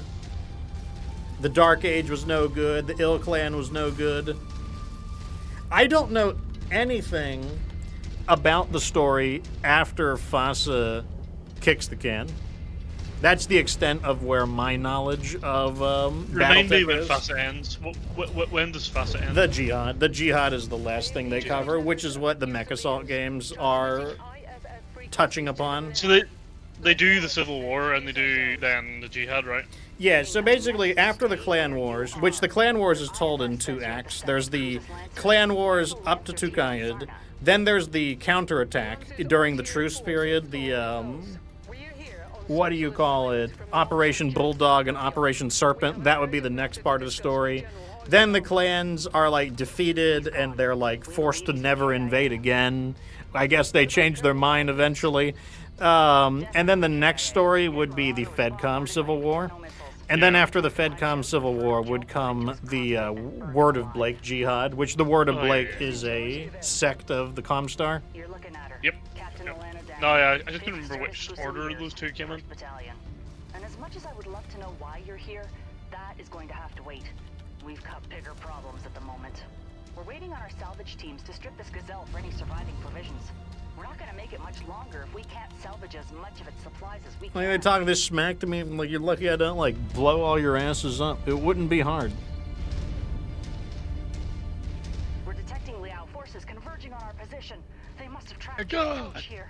Lancers Imagine being on a Leal planet and there being Leal forces. I can't believe it. Yeah, like, Battletech has a really messy continuity due to FASA kicking the can. It also makes it kind of unique as a consequence of that, is that it is a little bit unique, but it is also, it is rather messy. It's not the only game to have, like, messy storylines, but... Like, with Halo, like... Microsoft is trying everything it can to bring Halo back, but I don't know. I think Halo is done. I'm sure Halo will be around, but I don't think Halo will ever retrieve the kind of significance that it had. Like, I think that's just done. I don't think there's anything they can do about that either. I agree. I think it's cooked as well. Like, they're trying, like, they're gonna try all these tactics, but, like, I don't know. I think it's Jover for Halo. And the problem is, like, I just feel like they're doing more harm to the game's legacy than they would if they just let it die. Yeah, I mean, what they really need is just a new idea. You know, you need new ideas. But that is something, let me tell you, if there's something that companies are fresh out of, big companies especially, big companies are just fresh out of new ideas. Like, you want new ideas? Sorry, we've got, like, Battle Royale. Yeah, literally, it's just Battle Royale, isn't it? That's crazy to think. Or Extraction. Extraction's like the new Battle Royale. What's that, like Tarkov? Yeah. Like Tarkov is probably... I don't know what the most famous of the Battle Royale or of the Extraction games are, but Tarkov is certainly a big name. It's the only one I know, to be honest. This thing's a little bit hot, but it's quite good.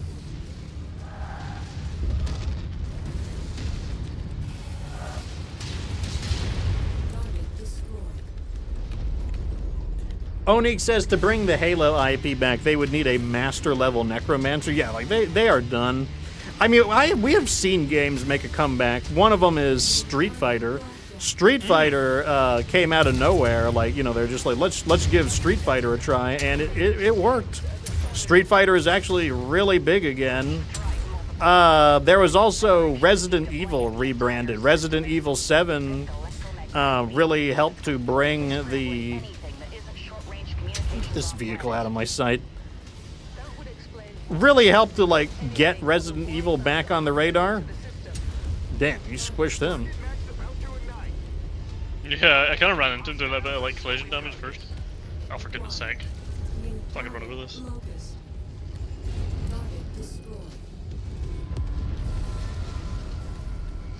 There's a Victor. Oh no. Whatever will we do? I'm trying to get this damn cicada. I'll catch you! Got him. I'm gonna burn this guy. Burn, bitch. I'm gonna let you get closer to him. Oh, I'm gonna get this Raven while you're squishing him. Stop running. I gotta watch my heat. Really nasty piece of work. Did you punch the shit out of him? Oh, this thing's nasty. It's not perfect, and you're probably better using PVCX as an AC2 rapid fires that we did in the past, but this thing is nasty at the same time. It's just fun as well. And sometimes it doesn't need to be the best thing in the world to be fun. I mean, when it gets its hands on people, like, it punches them out pretty fast.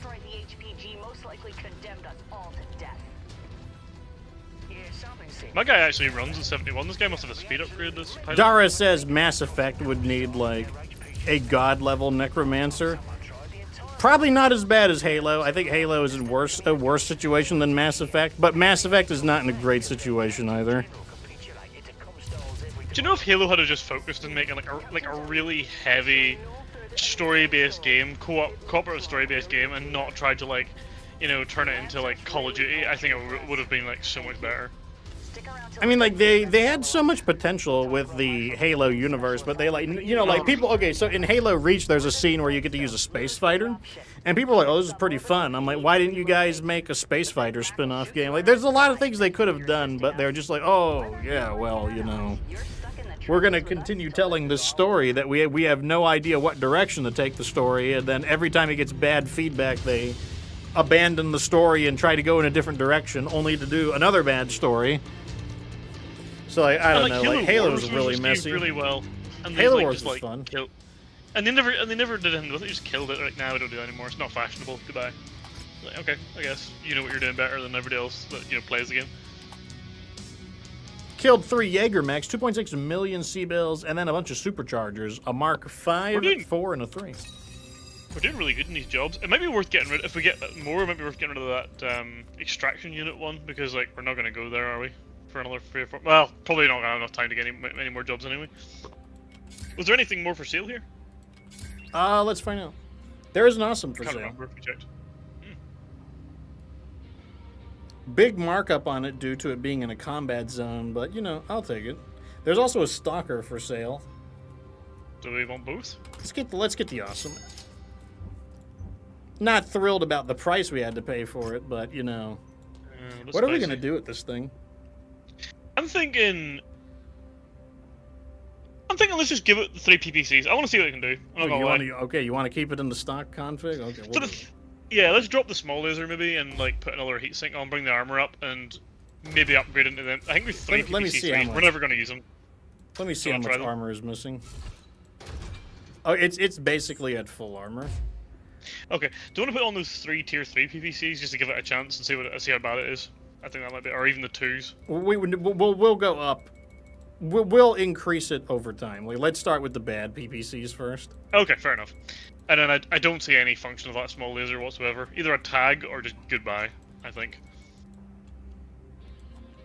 I'm just gonna leave it like this. It's at 0.93. I don't want to feel like optimizing around 0.07. Literally, who cares? It's in full health, so it probably won't take too long to get ready, right? Let me go ahead and paint it. I'll actually be ready for the next mission as well. And then let me go ahead and give it some weapon groups. The main problem with the Awesome is that this is a PPC mech, and like I think PPC really stinks. So we will see. I've tried ERPPC on it before, but it's just so hot. Even with double heat sinks. Now, I've never tried it with upgrades, but my god, it's so hot. Maybe large lasers could work. Although 3 large lasers feels a bit like limp. I don't know. Oh man, 3 large lasers would be very, very like. It would feel like. Great. It would feel like. I mean, 3 PPCs already feels like no damage. Yeah, I don't know. It might be worth a try just to see how bad it is. You want to try it? Might just. Sure, why not? Okay. I will try to use something a bit more dangerous in order to compensate for it. What did you do with the weapon groups? Is it like one chain fire? Yeah, okay, that's exactly what I would do. Although I have to be honest, I do like my melee and that button. So yeah, if you want to swap them around, go for it. I always like having melee on button 4 because I end up finding myself smashing button 4 and then it's like not on button 4. I'm like, where's my melee at? Interesting that Awesome is shorter than the Orion. And just like go put the Black Knight in. Replace one of those with the Black Knight and see how tall that thing is. Just like that thing is like really tall. Yeah, that thing is huge. Yeah, it's massive. Even compared to the Banshee, I think it might be taller than a Banshee. Yeah, it's got like the height of an assault mech. Like I think the tallest mech is probably the Annihilator, but like that's still very tall. Yeah, it might be. It might be. I guess it's got that weird like cockpit right on the top, doesn't it? It's almost like a bridge. Onik says Mass Effect, Dragon Age, Star Wars is close to the point. Fallout, and I hope God knows they don't butcher the Elder Scrolls. Like the Fallout TV show, people seem to like, so I think that's definitely going to be boosting the reputation of Fallout. I have no idea what they're going to do with the next Elder Scrolls game. I hate this mission. Can I just like let it be said? We have to make sure we don't get like focused down too hard, because like that can happen on this mission. I just don't like it at all. Wait, here comes our villainous buddy. Oh. Oh, I am so bad with the PPC. Holy moly, I've not used this thing in a long time. Well, somebody destroyed them all. That's good news. I think I hit one. All those like 6 shots I just fired. That is more than me. I hit none of them, because none of them got in range. What is your mech? You the AC-10 or the... I got our original Orion. I think the AC-10 burst fire is not the worst weapon in the game. It's time for like evil McEvil. I'm bad. No, there we go.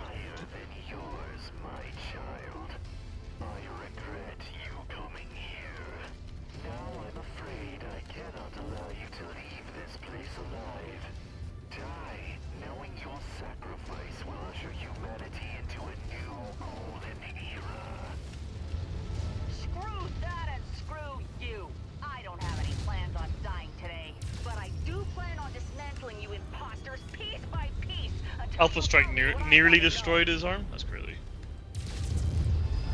Oh, I headshot him. Did I headshot that guy? There's no way I headshot that guy. I'm on the Griffin.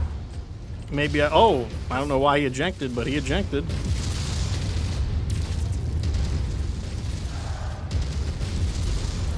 Okay, that's the end of him. All right, the base is going to split their gunfire up, which is nice, since they can't shoot through the base. I was wondering why I was doing so much damage to the guys. They're all green pilots, that's why. Oh yeah, these guys suck ass.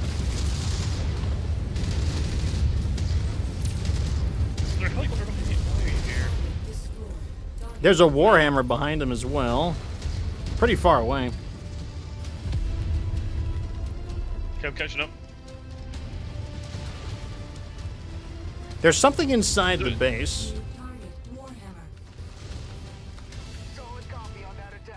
Let me see if I can get some infernos on him to like start overheating him. That'll slow down his barrage of his own PPCs.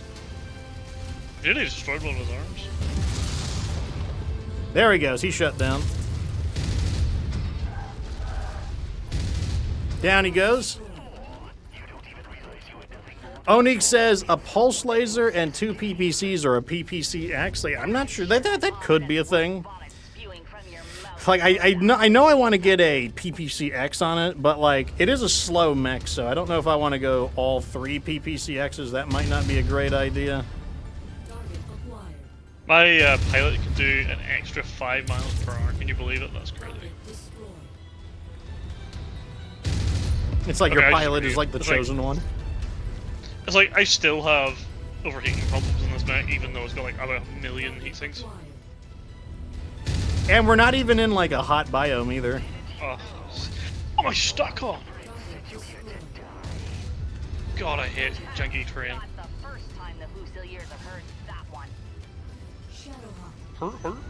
Damn, there's a lot of enemies here. I'm gonna take cover behind this like rock formation because like I'm really kind of slow catching up. I'm not gonna let them focus fire on me. I love this assassin here. Is just trying to like look, watch these like sick moves. I'm gonna like jump over this guy, and then I guess I'm just gonna run deeper into the enemy formation. Oh, how did he survive that? That's crazy.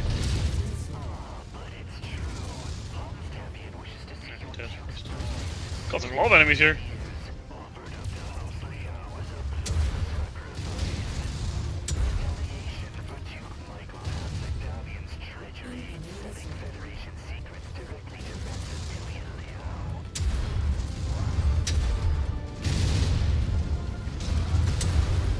Okay, that's the end of him.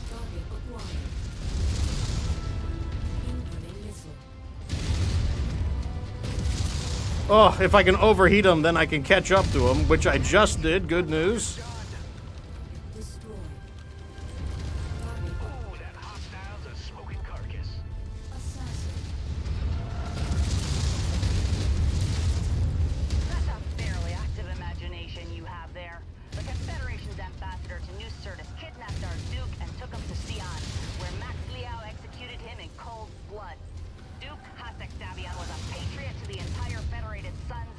They are really letting me have it right now.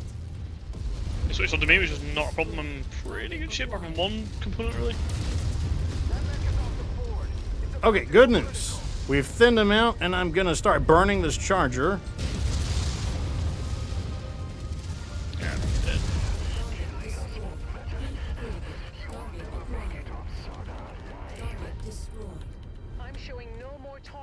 Okay. Hasn't seen the script.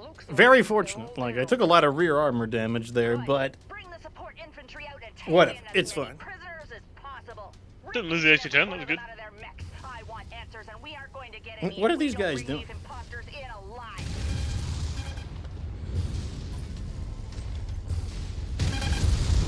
There we go. Got that. Well, I should have destroyed all of them, but I got the Warhammer before the mission ended. Let me grab PPC. On we go to the next mission. Collect fire starters. I could probably give them some. Yeah, I'll give them. They can have some of our fire starters, but not right now. All right, we are. Hold on, that 5N is missing a SRM 6 Inferno. I don't think we want to replace it. With a bad one, okay, there we go. All right, next mission is up. This is the Mega City. Mega City. Oh, I hate this mission as well. So I hate these missions that take for ages to do. Yeah, we're almost Just, like, into running around. the final section of it. I'm gonna use the Battle Master again. Might be a good map for the Battle Master. Yeah, probably not. We'll Like see. using this I just, system of like we use 2 of the bigger mechs and then they use 2 of the smaller mechs. Like that has been working pretty well since we're not like putting all of our big mechs on repair. True, and it's saving us money probably as well, nothing to repair all those freaking mechs. Yes, yeah, killing them. for sure. If your stolen code books were delivered anywhere, it would have been at any of the marked facilities for decoding. With the HPG system down, it's fairly safe. Oh no, this isn't the mission I'm thinking of. The mission I'm thinking of is in a different DLC actually. Even if they were decoded. Oh, this woman loves yapping. Shut up. I'm pretty sure after this we meet up with Westrick in the That's right. that And there's like the ship. 3 missions with him. Yeah. Yeah, then there's the one in the desert where we got to take out the radar jammers, and then That's the one. I hate that one. that one is a bit lengthy. I agree. It's Oh like my it's like God, a it takes very ages. long. It's like running around. It's like a very long version of a search and destroy. Do you know what we fight at the very end of this mission? I always remember it because I always forget about it. It's the. Is it? It's either an awesome or a catapult. Yeah, I think it's the missile awesome. I think. Wow, he's just laid out. Laid a bit of damage.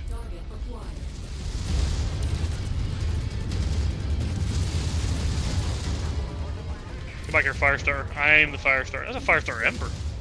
How random. Yeah, like you can get like multiple hero mechs on this one. Not that we would be able to salvage them, but yeah, you can do it. Why can you do it? Oh, pff, I have no idea. Why not? Because why not? Too bad they don't sneak more hero mechs into some of these campaign missions. Like I said, with these like DLC campaigns, I feel like they should be rolling out the red carpet for us. I agree.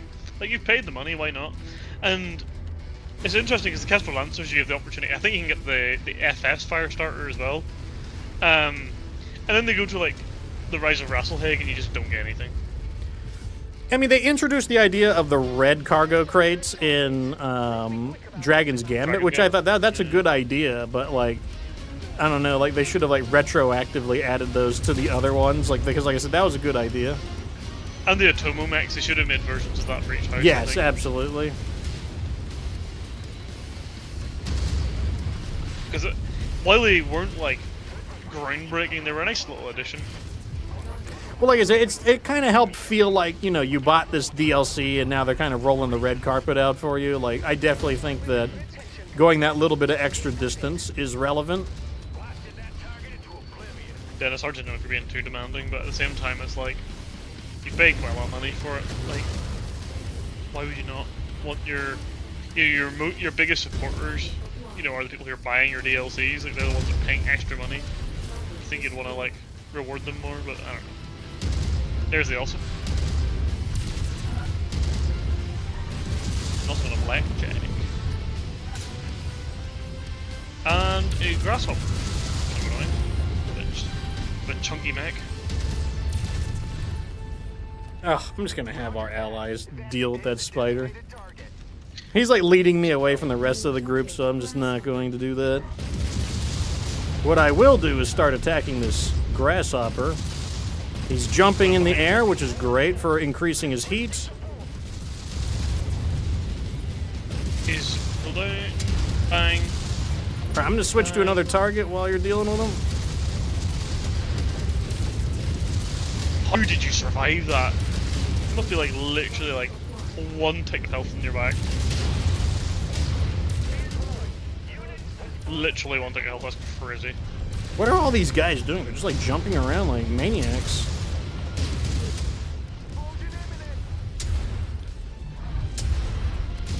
Oh my god, can I guys not kill that thing?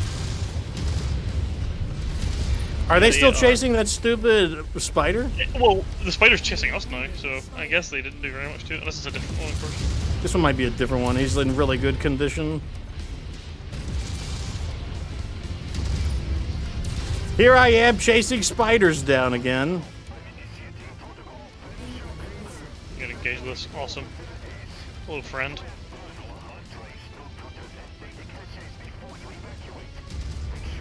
I just punched him with a headshot. That's crazy.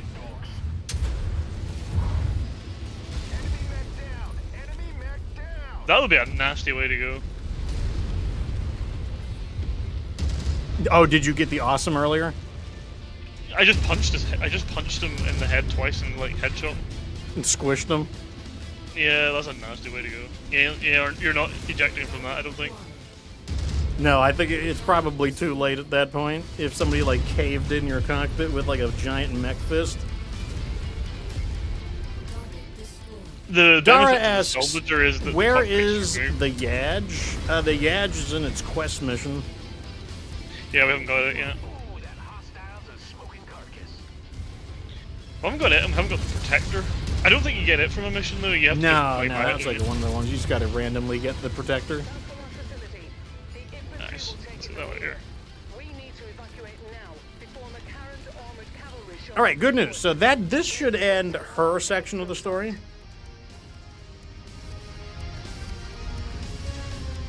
They'll have to pressure wash you out of the cockpit after that. If there's a cockpit to pressure wash, like you might just like destroyed the entire thing. I think it may already be removed, to be honest.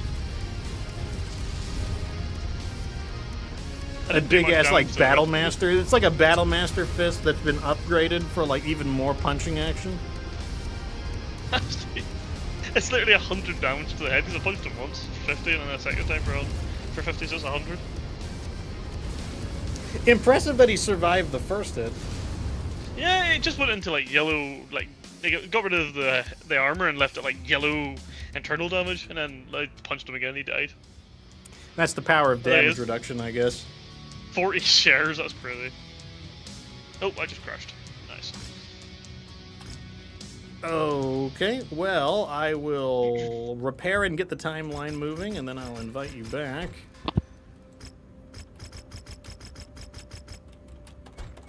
All right, I'm sending you a... I'm still loading up. It's taking a minute though, which is kind of weird. I don't like when it does. Okay, we're going now. So this should be... Yeah, this is the Crater Cobra mission. Davion still doesn't like us. Like, we have not gained enough standing with them to gain even one more negotiation point. Can you invite me now? Okay. There you go. Nice. Cheers. I don't know what I want to use on this one. Maybe I'll use the awesome. I think that's a really bad idea. The awesome is going to be awful in close combat. It's really bad in close combat. I'm using the puncher. I'm using the puncher.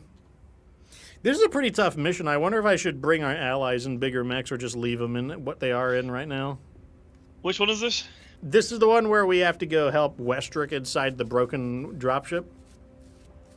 And you're taking the Orion. Why don't you? If you want, you could try the Battlemaster if you wanted to use a real puncher. Yeah, I could do that. Oops. Guess I could use the Black Knight, maybe. Then we could do double punching. Is that like a good idea? I don't know. Maybe not. I guess I have we'll find no out. idea. So I'm into fisting. Yes. If we had like one more guy, we could have brought the Orion, and we could have like try like threesome fisting. And so yeah, so I'm into like battle mech fisting. That's what I'm into. Colonel Westrick. I'm Colonel Westrick. Or Kurt Gerber, who the Also hell you known are. as Kent Gerber. Also known as like Oh, unnamed clan insert pilot. Oh man. And I'm pretty sure he's somewhere a fourth time as well. I can't remember where, but he does show up a fourth time as well. He should have been Perez. They should have just made him Galaxy Commander Perez. Unleash bombardment on Edo. Those Surats won't know what hit them. weapons and assault dropship. They should have He's just ironically made. They should somebody- have just made everybody him. Yeah, he should have been every DLC. Fire and chemical strikes. Yeah, he should just be all the characters. At the hands of these monsters. So it's just him talking to himself in the dialogue. I love that he's such a bad voice actor that he just doesn't even change at all. He has Characters. only one voice. He has the one voice, and that is it.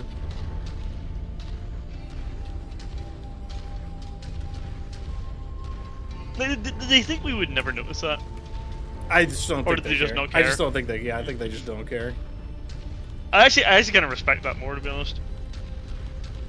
Oh, you know one thing I didn't think about is we won't be able to destroy all the helicopters, but oh well. Those mechs, they're broadcasting Yeah, I mean, you have medium lasers. That can at least like 400 Yeah, meters. true.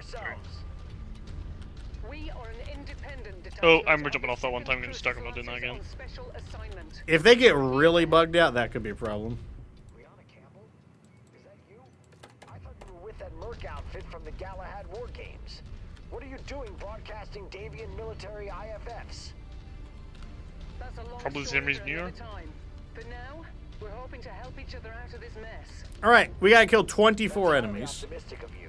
We dug into this position to defend ourselves from an incoming advance from the 3rd McCarran's Armored Cavalry. They've been probing our defenses for the past week. Okay, good. They are after spawning in an right now. assault from them at Graves Hallow. If you want to help, join us and let's push these bastards back. Keep us in good enough shape, and we might just live to see tomorrow. Now all of the AI will get distracted by these helicopters that they have a lot of trouble hitting. Oh my God! Did somebody get? Oh, you got them. Rihanna, Commander. Come through the. Oh, thank God somebody can get the helicopters. Oh, there's another one. We won't be any good to you dead. See, now they're all gonna get distracted by the helicopter. Meanwhile, the enemy attack is Oh, coming in. there's literally 3 of them. Wow. This is amazing. Like you love to see it. Like we've got an attack wave of several. We got an entire lance of battle mechs coming in, and our king crab is like, oh boy, I better get this helicopter that I can't hit. Look at them! Look at the state of this. What a well-designed mission. This is the worst mission. This is one of the worst missions in the game. It's so daft. It's also bugged out on the. the. It's also bugged out on us sometimes, where like the enemy refuses to enter in, and then we have to go out, and then our allies won't come out either. Like they're doing right now. They won't come in here now. I want to see if I can like herd them forward. It's like they made this whole battle, and they didn't think like whether or not they did not stop to think whether or not the AI could handle the terrain in this. They just like made it, and they're just like, whatever, it's cool. Like you'll fight inside a downed like warship. That's pretty cool. And never once did they stop to think of like whether or not that was like something the AI could navigate. Like they can't even get they can't even get into the warship to attack us. I've never seen as bugged out as this. Like, what's that guy doing way around there?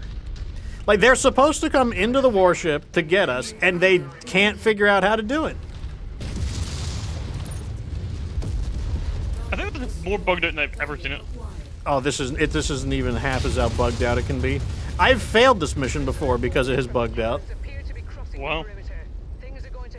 Yeah, look at I that. just go out here and like. They are wigging out. They are not. They're supposed to enter the warship, and we fight them as like a combined unit, and they will not. They're not entering the warship. They've actually ran away.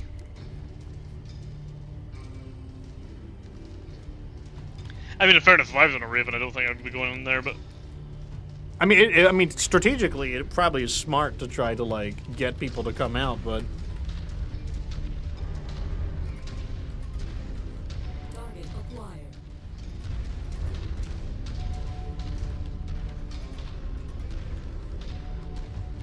Target destroyed. Who is the last guy out there? There's a Raven, and it's like a million miles away. I'm just gonna have to go and kill it. There's no other option. It's just gonna get wigged out the whole time. All right, I'm with you. Let's move on to our next community question. Here we go. So this is from Frieza the Supreme. Oh no, no! The fucking Crobers are being attacked inside this thing. Of course they are. I'm turning around. They're cooked. It's game over. Hopefully that unless that, oh no, the king crab is out here. He's not inside it. He abandoned the other members of his lance, probably to try to get that stupid raven. There's probably another helicopter right there somewhere. The light mechs are moving past them.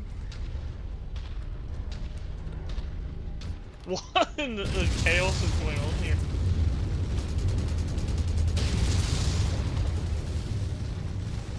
I have no idea. Alright, I bonked this guy. New target. Vindicator. Wait, the raven is coming back.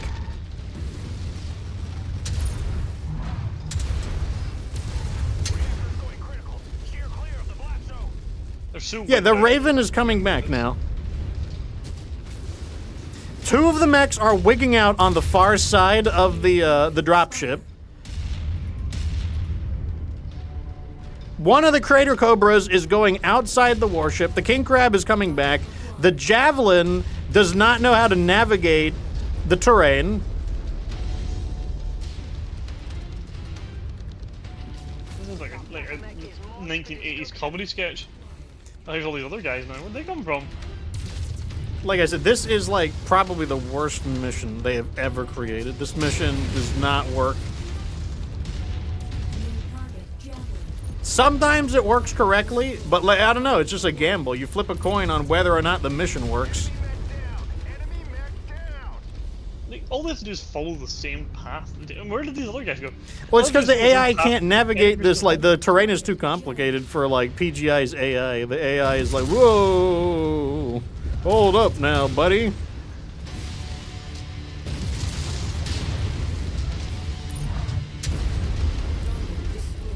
All right, where are these guys at? They're behind me? They're just sitting here trying to climb up the mountain.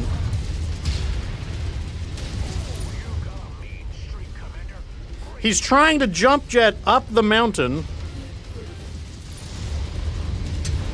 Jesus. The next wave is here. What the hell is going on here?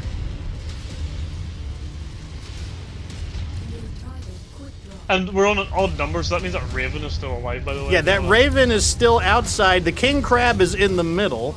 The rest of the cobras are here with us.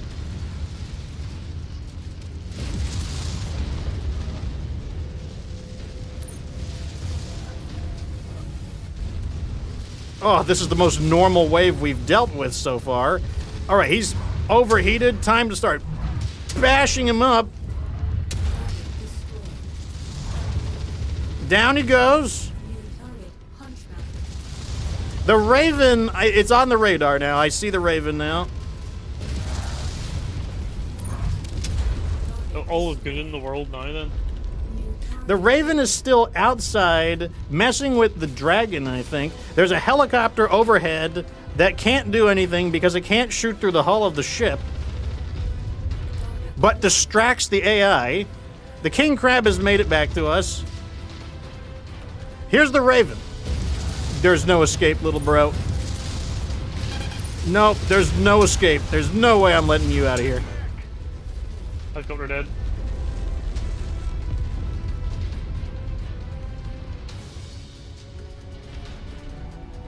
Colonel Wester's barely a scratch on his king crab.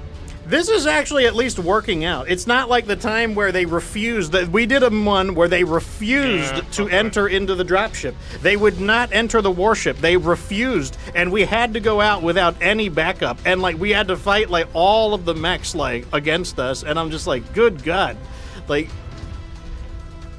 it just doesn't work. I'm pretty sure a Battlemaster shows up in this mission pit. I'm pretty sure. I saw at least heavy mechs on the other side. Yeah, and then we'll have one more wave. Who said these, like, jeeps could be here? Yep, there is. They're not, they're immune? These jeeps cannot, these jeeps are powerful. They're not jeeps, they're like APCs or IFVs or something. All right, come on, the Crater Cobras, like, go to the other side of the ship. This guy is just gonna, he's literally trying to solo the entire enemy lance over here. I'm amazed he's still alive. Here's the Battlemaster. Right on Gear's headshot. Let's get rid of this guy. I'm gonna start burning them. Yeah, Bruno, I like that. All right, the cooking has commenced. Oh, we cooked him really nicely, actually. That was really slick, actually. That was far. Okay, he overheated. I'm moving in to give him hands. I can throw hands.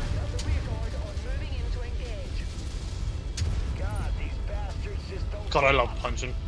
Like, I don't care what anyone says, the melee is unbelievably fun in this game. Cooking.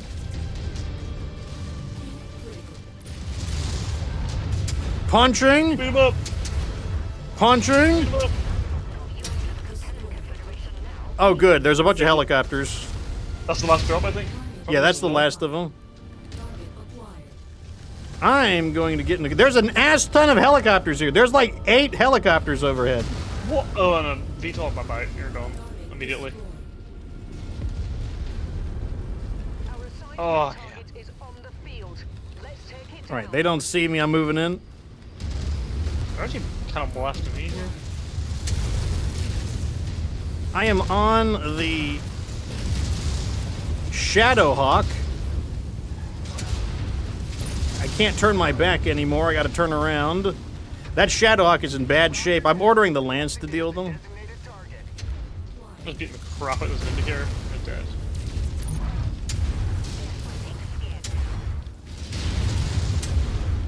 Oh, I finally lost my leg.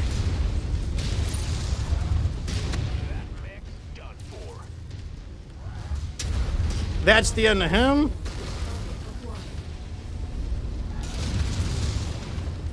Burning the Marauder.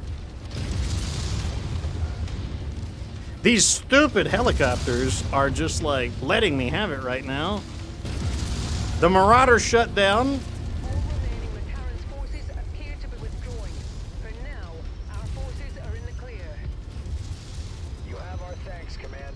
Okay, I did lose one of the Arena Fists. Hopefully we can either buy one or maybe I have one in reserve. I think we have spare. Oh. I'm gonna make a quick restroom break. Yeah, go for it. Like, this mission is so buggy. It's the most buggy of all the missions they've made.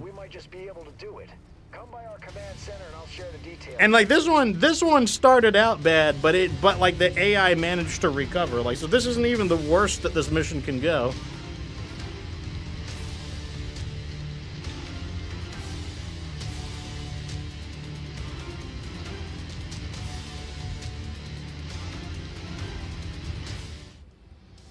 Alright, so that's the most annoying mission out of the way. Unfortunately, we cannot salvage any of those. Well, I'll take those PPCX, though. That's pretty nice. We killed the Shadowhawks, so that's 2.8 million C-bills and a Tier 5 AC-5 burst fire. That's pretty good. I'll take it. Kill Vulcans? Yeah, sure, why not? We'll give them the fire starters later on. Let me go ahead and get these repaired.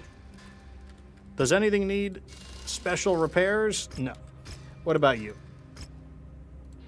Okay, we did have another Arena Fist. Perfect. Okay, we've got... Oh, it was a time. Like, we finished all the repairs? Really? Like, you mean like the next operation wasn't for 40 days? Jeez. Davion still doesn't like us, but you know... Oh, well. I'm definitely going to want some range in this mission, so I'm going to use probably the AC-5 Orion, because I want that little bit of extra reach.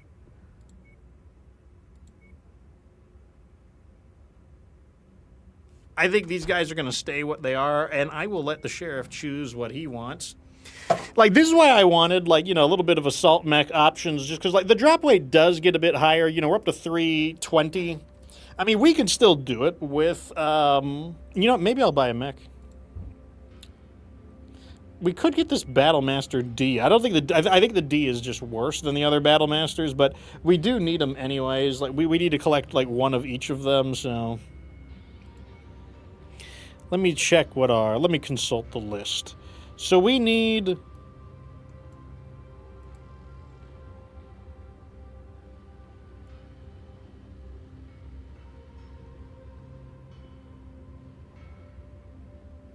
the 7, we already have that one.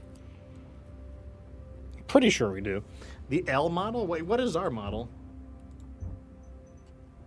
The 7 KNT? So is that a new model?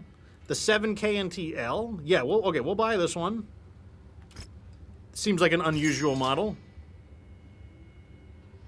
We'll buy this because we just need it for collector's value.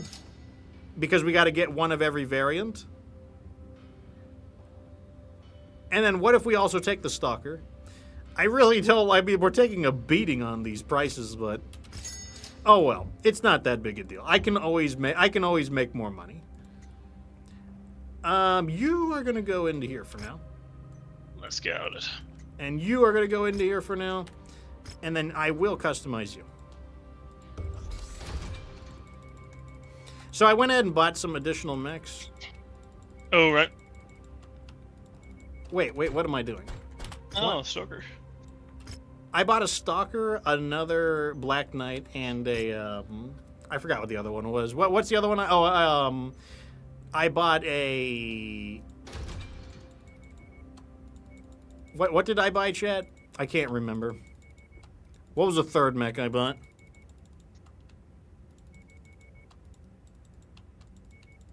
Let me go ahead and set these. Okay, so this is going to be... I think we need an LRM mech. A Battlemaster. Okay, yeah, thank you, chat. Yeah, we bought a Battlemaster. We're going to do... I don't do LRMs. We don't have a dedicated LRM mech, so... 5 tons of LRM ammo. And then a bunch of medium lasers. So it'll basically just be a bigger archer. And that's okay. I don't mind it being a bigger archer. I'm completely fine with that. And then a bunch of heat sinks. Because it's gonna need those heat sinks, let me tell you.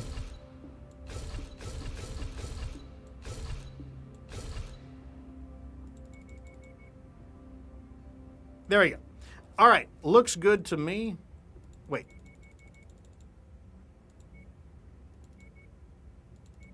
There we go. 84 days, so that may or may not be ready in time. Let's go change its paint scheme. And I will give it its weapon groups.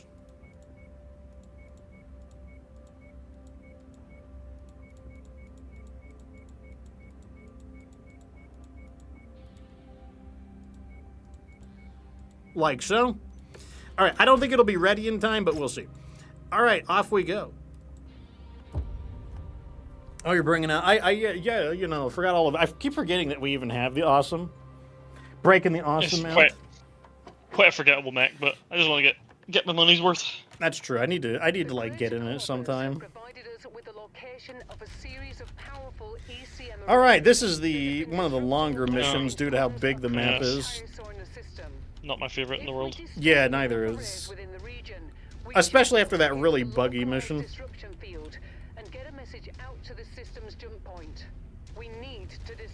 So this is the second to last mission. I think there's only one more after this. Yeah. Then it's like the holdout for the reinforcements. But you have to listen to like the 5-hour speech first. If we don't succeed, we will be dead. That is quite literally how war works.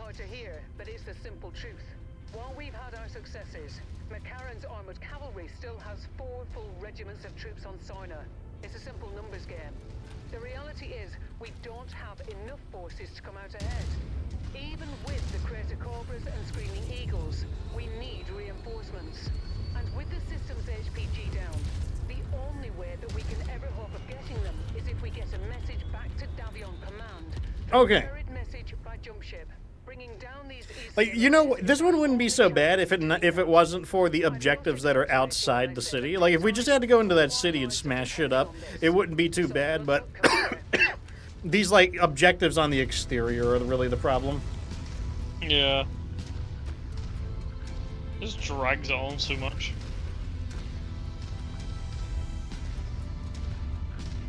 What can you do? So this character seems to only have speed buffs with assault mechs, because I didn't get a speed buff with the Black Knight. Oh, we'll have to take a look at the stats. It's quite a good one, actually. And there's the problem with the PvC, you have to wait another like 12 seconds to shoot again. Target assassin. Yeah, PPC has a very slow rate of fire. I think it's only like 12 rounds per minute, which is not fantastic.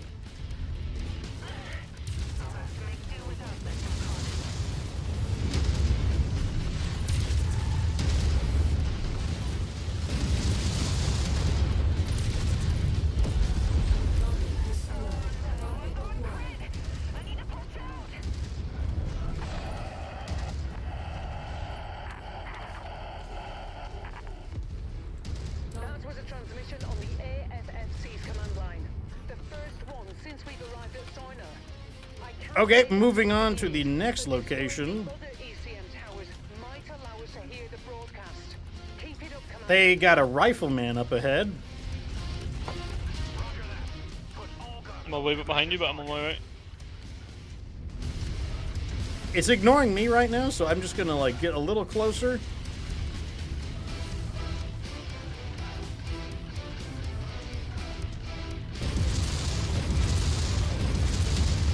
Alright, I'm letting them have it now. This mech does not have good heat sinking, so he is not going to be happy to deal with that. Overheated. I'm going to let them finish it off. Acquired. Target destroyed. Target location is set. Moving to strike.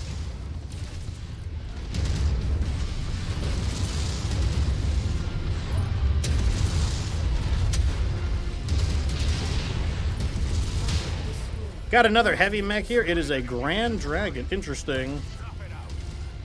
This must be part of the technology exchange between Liao and the Draconis combined. Because like that's a pretty. The Grand Dragon's a very modern, or a more modern mech. When FedCom formed, the Draconis Combined did form a counter-alliance. The counter-alliance wasn't like as well planned, so it didn't get the same kind of results, obviously, but it did allow for some interesting things like technology exchanges. Damn it! Commander, the ECM disruption is weakening, but Makaran is encircling our forces while you're attacking the ECM installations. We don't have the Unlucky, numbers to bro. fight through them. Let's destroy the ones in the city first, and then we'll get that straggler one. We fought Yeah. too long and too hard for this to be our end.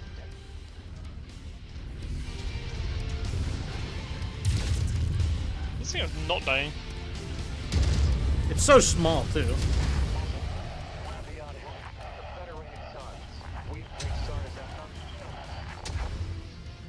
The message is getting clearer, but we still can't make out any discernible information. We need to destroy those remaining ECM towers. You don't say. Commander, our tactical projections are not good. The only way we can break through Makaran's forces is if we abandon our... Now, why are we able to talk to Colonel Westrick? We're preparing to Why doesn't the ECM affect us, too? finish the mission, Commander. I think it's like, it does specifically say that it's like off-world comms for some reason. Get a message back. I wonder Well, that doesn't why make any sense. specifically off-world communications. I think to like probably just they're just like saying that so like it doesn't. People don't ask the sort of question you just asked, even though it makes no logical sense. All of us mercenaries must I mean, because like ECM basically fires out a bunch of like junk signals, and it just like basically like gunks up Crumbles it. the radio signals. Like that's basically how ECM works.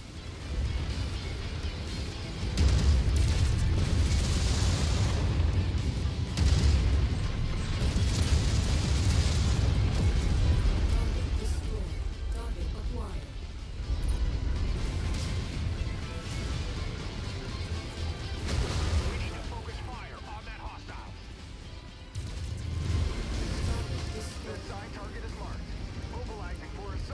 Okay, I'm gonna have them handle that, Igor, because it is too high in the air for me to deal with.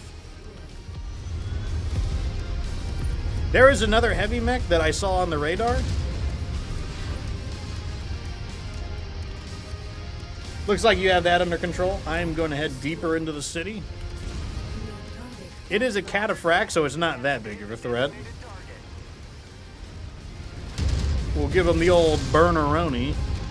I mean, like 90% of his head, so you should probably just headshot it anyway. It also doesn't have very good heat sinking, so it tends to overheat pretty fast. It does. Bastard's not shaking that one off. You nailed him right in the head.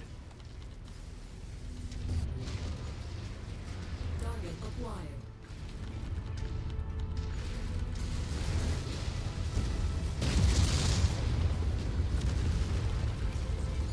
Okay, so all that's left is the final objective. Then we'll be on the last mission. We're making decent time. Looks like we did, you know, so Chad, we discussed like that we would go a little into overtime, maybe 30 minutes over in order to get the DLC done. It looks like we do need that extra 30 minutes. That's with us like skipping almost all the, you know, like maybe if we skip the movie scenes, we'd save a little bit extra time. Not 30 minutes though. No, not 30 minutes. I have to say, like, at all times, we are handicapping ourselves by not picking, like, all the mechs that we would really, like, choose for these missions. You know, like, you would probably have a dragon by this point or something like that, like maybe even the Sidewinder or something. You know, it's something that is just like, super effective at just pounding mechs down them. We are slightly handicapped by using the mechs we don't want to use, I suppose. Yeah, I mean, like, could we go faster? Probably, but this is fine. Like, I'm not unhappy with the speed we're going at. Roger that. We have a hostile tag. K2.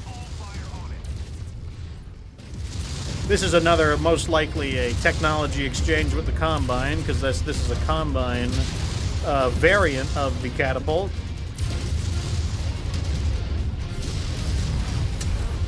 And a Jenner, actually.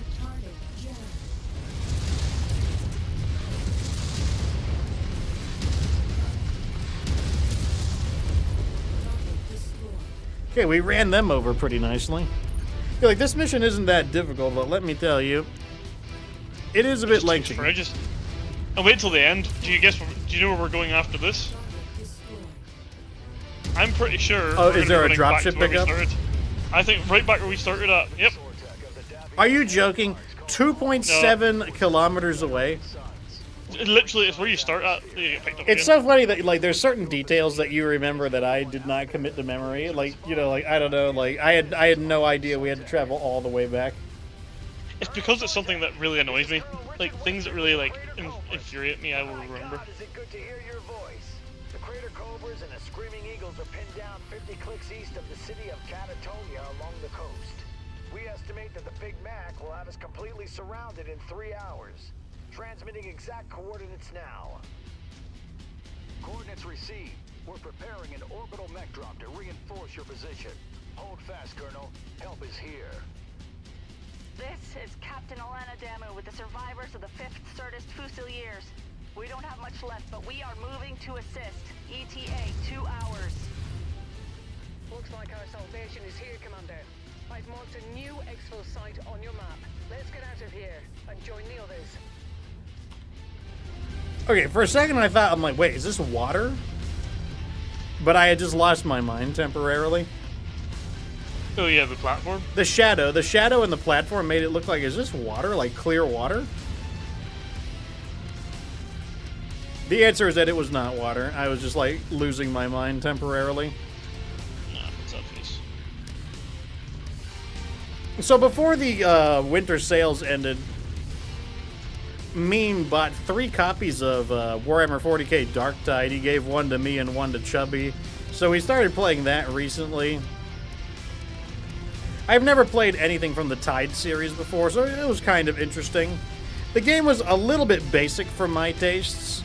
Like, I tend to like games that have more complexity to them, but it wasn't an easy game, I will say that. It was a fairly, you know, like, we did good in the beginning, and then we started having some rough games in the last, like, 3 to 4 rounds.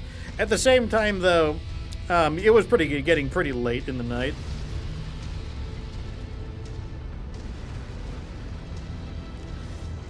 And so, like, none of us were, like, fighting as effectively as we could.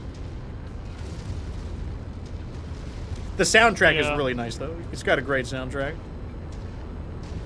I think that kind of, like, inspires, like good play as well. Sometimes the soundtrack's, like, inspiring. The boss theme is really good. Like, when you don't fight a boss in every level, but when you do, it has a really nice boss theme that's, like, you know, gets you in the mood for it. Like, they did a really good job with that. I'll take I guess I'll take that. All right, let's see what is available for the final mission. Oh, right now? There's no time at all.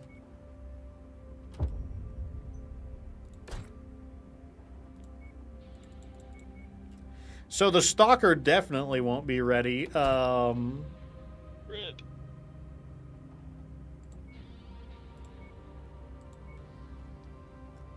Well, we've got stuff though. Do you want to use the Battlemaster? You can use Battlemaster if you want. I really don't care. I can use anything. Okay, I'll use the Battlemaster. I'm gonna use. Why not? I don't know. Maybe this. No. There's stalkers in this mission. I'm gonna use the Black Knight. I'm more comfortable in it. Okay, I'm gonna send them in the Orions as well because you know this is the final mission of the Kestrel Lancers series, so I don't see any reason for them to not get into something a bit bigger since we don't need to save our mechs anymore. I'm pretty sure there's like battle masters and stuff in this mission.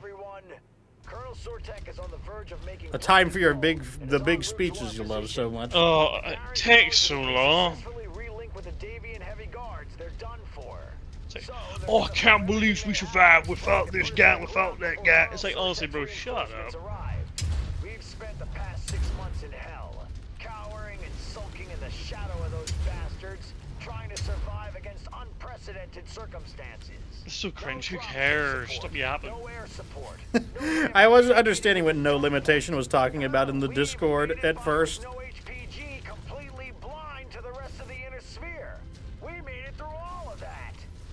But today, finally, we can stand tall against these compelling bastards. Today is a day of retribution. Today we are finally taking the fight to them. Fusiliers, I'm not one for speeches as eloquent as our mercenary friends. Maybe you just shouldn't give a speech then, Damu. No, it's like just don't speak. What if you just don't give a speech? And the irony is, she talks longer than him. She literally is like, "Oh, I'm not as good at talking," and then like literally speaks longer than he does. So you know. Okay. Speaking of something more important, so every Tuesday and Thursday we have anime night, and I always do question and answer and then reactions at the end. We had somebody in our community. His name's Jet Knight, and he was really shy about speaking. He didn't really want to speak in front of other people. He's gotten a lot better, though. In fact, the last anime night on Tuesday, I congratulated him for becoming so much more confident in his willingness to speak in front of other people, even if what he says isn't always correct, because I said, like, that's one of the biggest problems. People are always worried about saying something that's not correct. And I said, you know, you can tell you're part of, like, a decent group of people if you can say something that doesn't matter and it's wrong, like about an anime. If you say something that's incorrect about an anime, that's not that big a deal. And, you know, maybe people will, like, give you a little bit like, oh, it's not quite accurate then. Maybe someone will give you a hard time about it. But, like, if people don't hold it against you, that's how you know, you're with, like, a normal group of people. Because, like, if you're afraid of being wrong, that, like, holds you back so much. Like, because you cannot be right before you're wrong. You're always going to be wrong before you're right about things. You're always going to be bad before you're good. It's just not a reasonable expectation to think that you would be immediately good at something. And, so, like, honestly, one of the side effects of the anime night for Jet Knight in particular is he's gotten a lot better at speaking. He's gotten a lot better at, like, expressing his thoughts in front of an audience of other people. And, like, that's, like, one of the benefits of, a secondary benefit of the anime night is people have gotten way more confident about. For me, it's very easy. I don't have a problem speaking in front of other people just due to doing YouTube and Twitch as long as I have. But I understand for other people it can be more of a challenge, especially if you're going after somebody else. That's why I save my thoughts in Anime Night towards the end, because some people could get intimidated, oh, he said something so profound, or oh, he speaks so well, I'm gonna sound really bad. But yeah, I mean, when I think about Damu being, I'm not very good at speeches. Yeah, I was thinking about Jet Knight. He's done very good, as I said, as a side effect of attending the Tuesday and Thursday anime night, which there will be an anime night tonight. So if you join the Discord, we are watching the original 1979 Gundam anime, which is basically the birth of the super robot genre, or not the super robot genre, the real robot genre, which is what gave rise to other real robot genre series like BattleTech. So BattleTech owes a lot to the forefathers of the genre, like Gundam. So we've been kind of going through the history of mecha, essentially. I'm getting really impatient. I'm just going to go out and attack these guys. To be honest, I did that with the last wave and just kept attacking them, and I'm kind of beat up. But it's an interesting point you bring up. See, the more you do talk to people and go out and get involved in conversations, even though it's scary. And even if you say something wrong and someone reacts wrong, who cares? You'll probably never see them again. But the more you do it, genuinely, the better you will get at it. I, for one, was not very good at doing presentations, which is a big part of my job. In the scientific field, I have to do a lot of presentations to people who are a hell of a lot smarter than I am. And I've got so much better at it over the years than what I was at the start. It's just by doing it and making mistakes and just looking like an idiot for the first time of doing it. But Yeah, the first time you look like an idiot and no one beats you for doing it, you'll realize what was I even there to be scared of? Yeah, it's one of those things where everybody wants to do things perfectly the first time, but it's that's such a it's very fortunate if you are able to do things well the first time, because you need a frame of reference to fix something. Basically, to fix something that's like a mech. Let's say you make a mech and the mech isn't. Where is this enemy at? There he is. For example, if you're going to fix a mech that isn't designed very well, it really helps if you build it and you're then you try it out, then you go, oh, this is why it doesn't work well. This is why it's bad.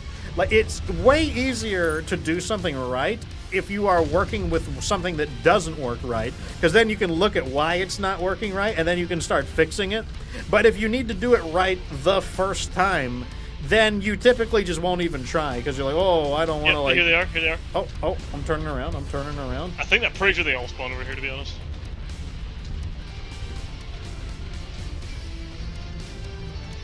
That's how I make a lot of videos. I just throw some shit down on it, and then I'm this is fucking trash. I can't believe I made this. This is awful. But by being able to say this is trash, if I say it's trash, then I recognize it's not good enough. And if I recognize it's not good enough, there's a really good chance I can point out, this is why it's not good enough. Damn, they are all over you. It also makes you in charge of it. Do you know what I mean? Yeah. I kind of thought I would be able to hide long enough, but... Oh yeah, there's the stalker. I knew there was a stalker somewhere. I'm gonna burn this blackjack real fast.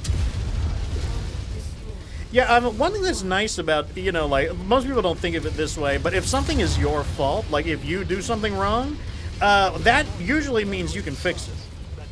Because it's in your hands. Oh god, I didn't realize I was overeating. Hopefully they don't give me the back shots. There we go. Where's that stalker at? Against my better judgment, I'm attacking the stalker currently, and I have nearly been destroyed. That is not good. Oh, sounds like you got him now. Yeah. Yeah, but basically, if something is your fault, then it means you could change something, and then it would no longer be your fault. Like, you could, like, or if you were wrong about something, you could then not be wrong.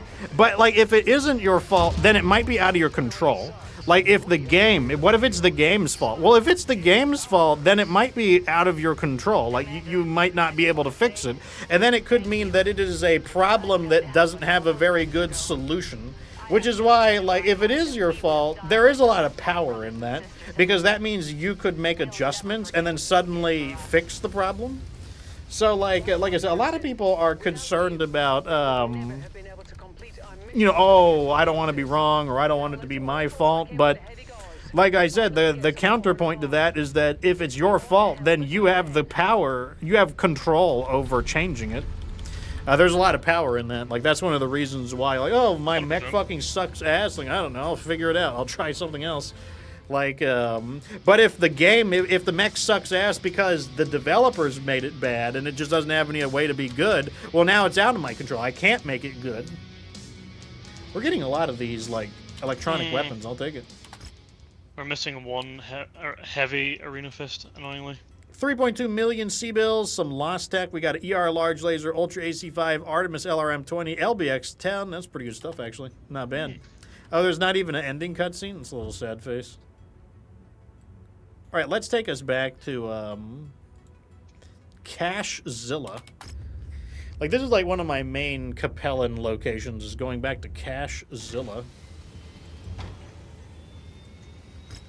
We'll repair what we can on this. Let's go ahead and sell the stuff that we don't need and see what we get out of that. So we're going to get 2.8 million for that.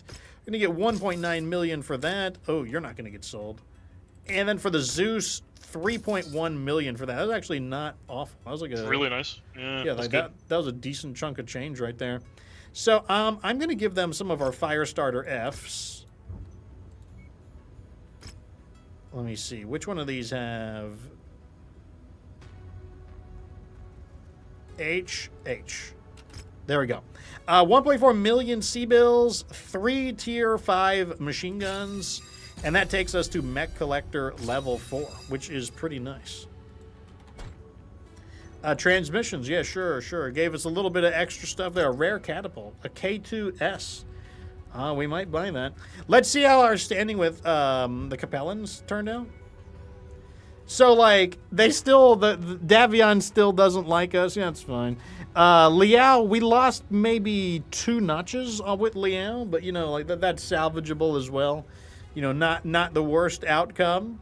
Obviously, we didn't make nearly as much money as we could have, but, you know, like, I mean, wait, what? I'm not gonna become buddy with the Federated Suns. Like, fuck the Federated Suns. Anyways, I think that's pretty good. I don't want to keep the sheriff too much longer than this. You know, we're already about 40 minutes beyond what we normally would be on. But, yeah, so we did pretty good. We are through the Kestrel Lancers. I like getting it all done in one go. Here is a link into the Discord if you'd like to attend Anime Night. It'll be at 10 p.m. Eastern Time. So that's going to be in, I don't know, 3.5 hours. Anyone can join. Just mute yourself during the viewing. We will be watching the entire Gundam series. We'll probably even watch the BattleTech cartoon at some point in time if people can handle the cringe of the G.I. Joe feeling elements of it. But, you know, it's also an interesting piece of mecha history. So, you know, we'll probably watch that at some point in time. Anyways, I don't know when I'll be streaming next. I'll figure it out. And the King Crab video is almost done. I'm getting really hungry, though, so I'm going to go out and grab something to eat. Thanks, as usual, though, for being such a great audience. This is Commander Fox and Dr. Sheriff Crab dipping out. Deuces, everyone. And remember that you don't have to be good to get good.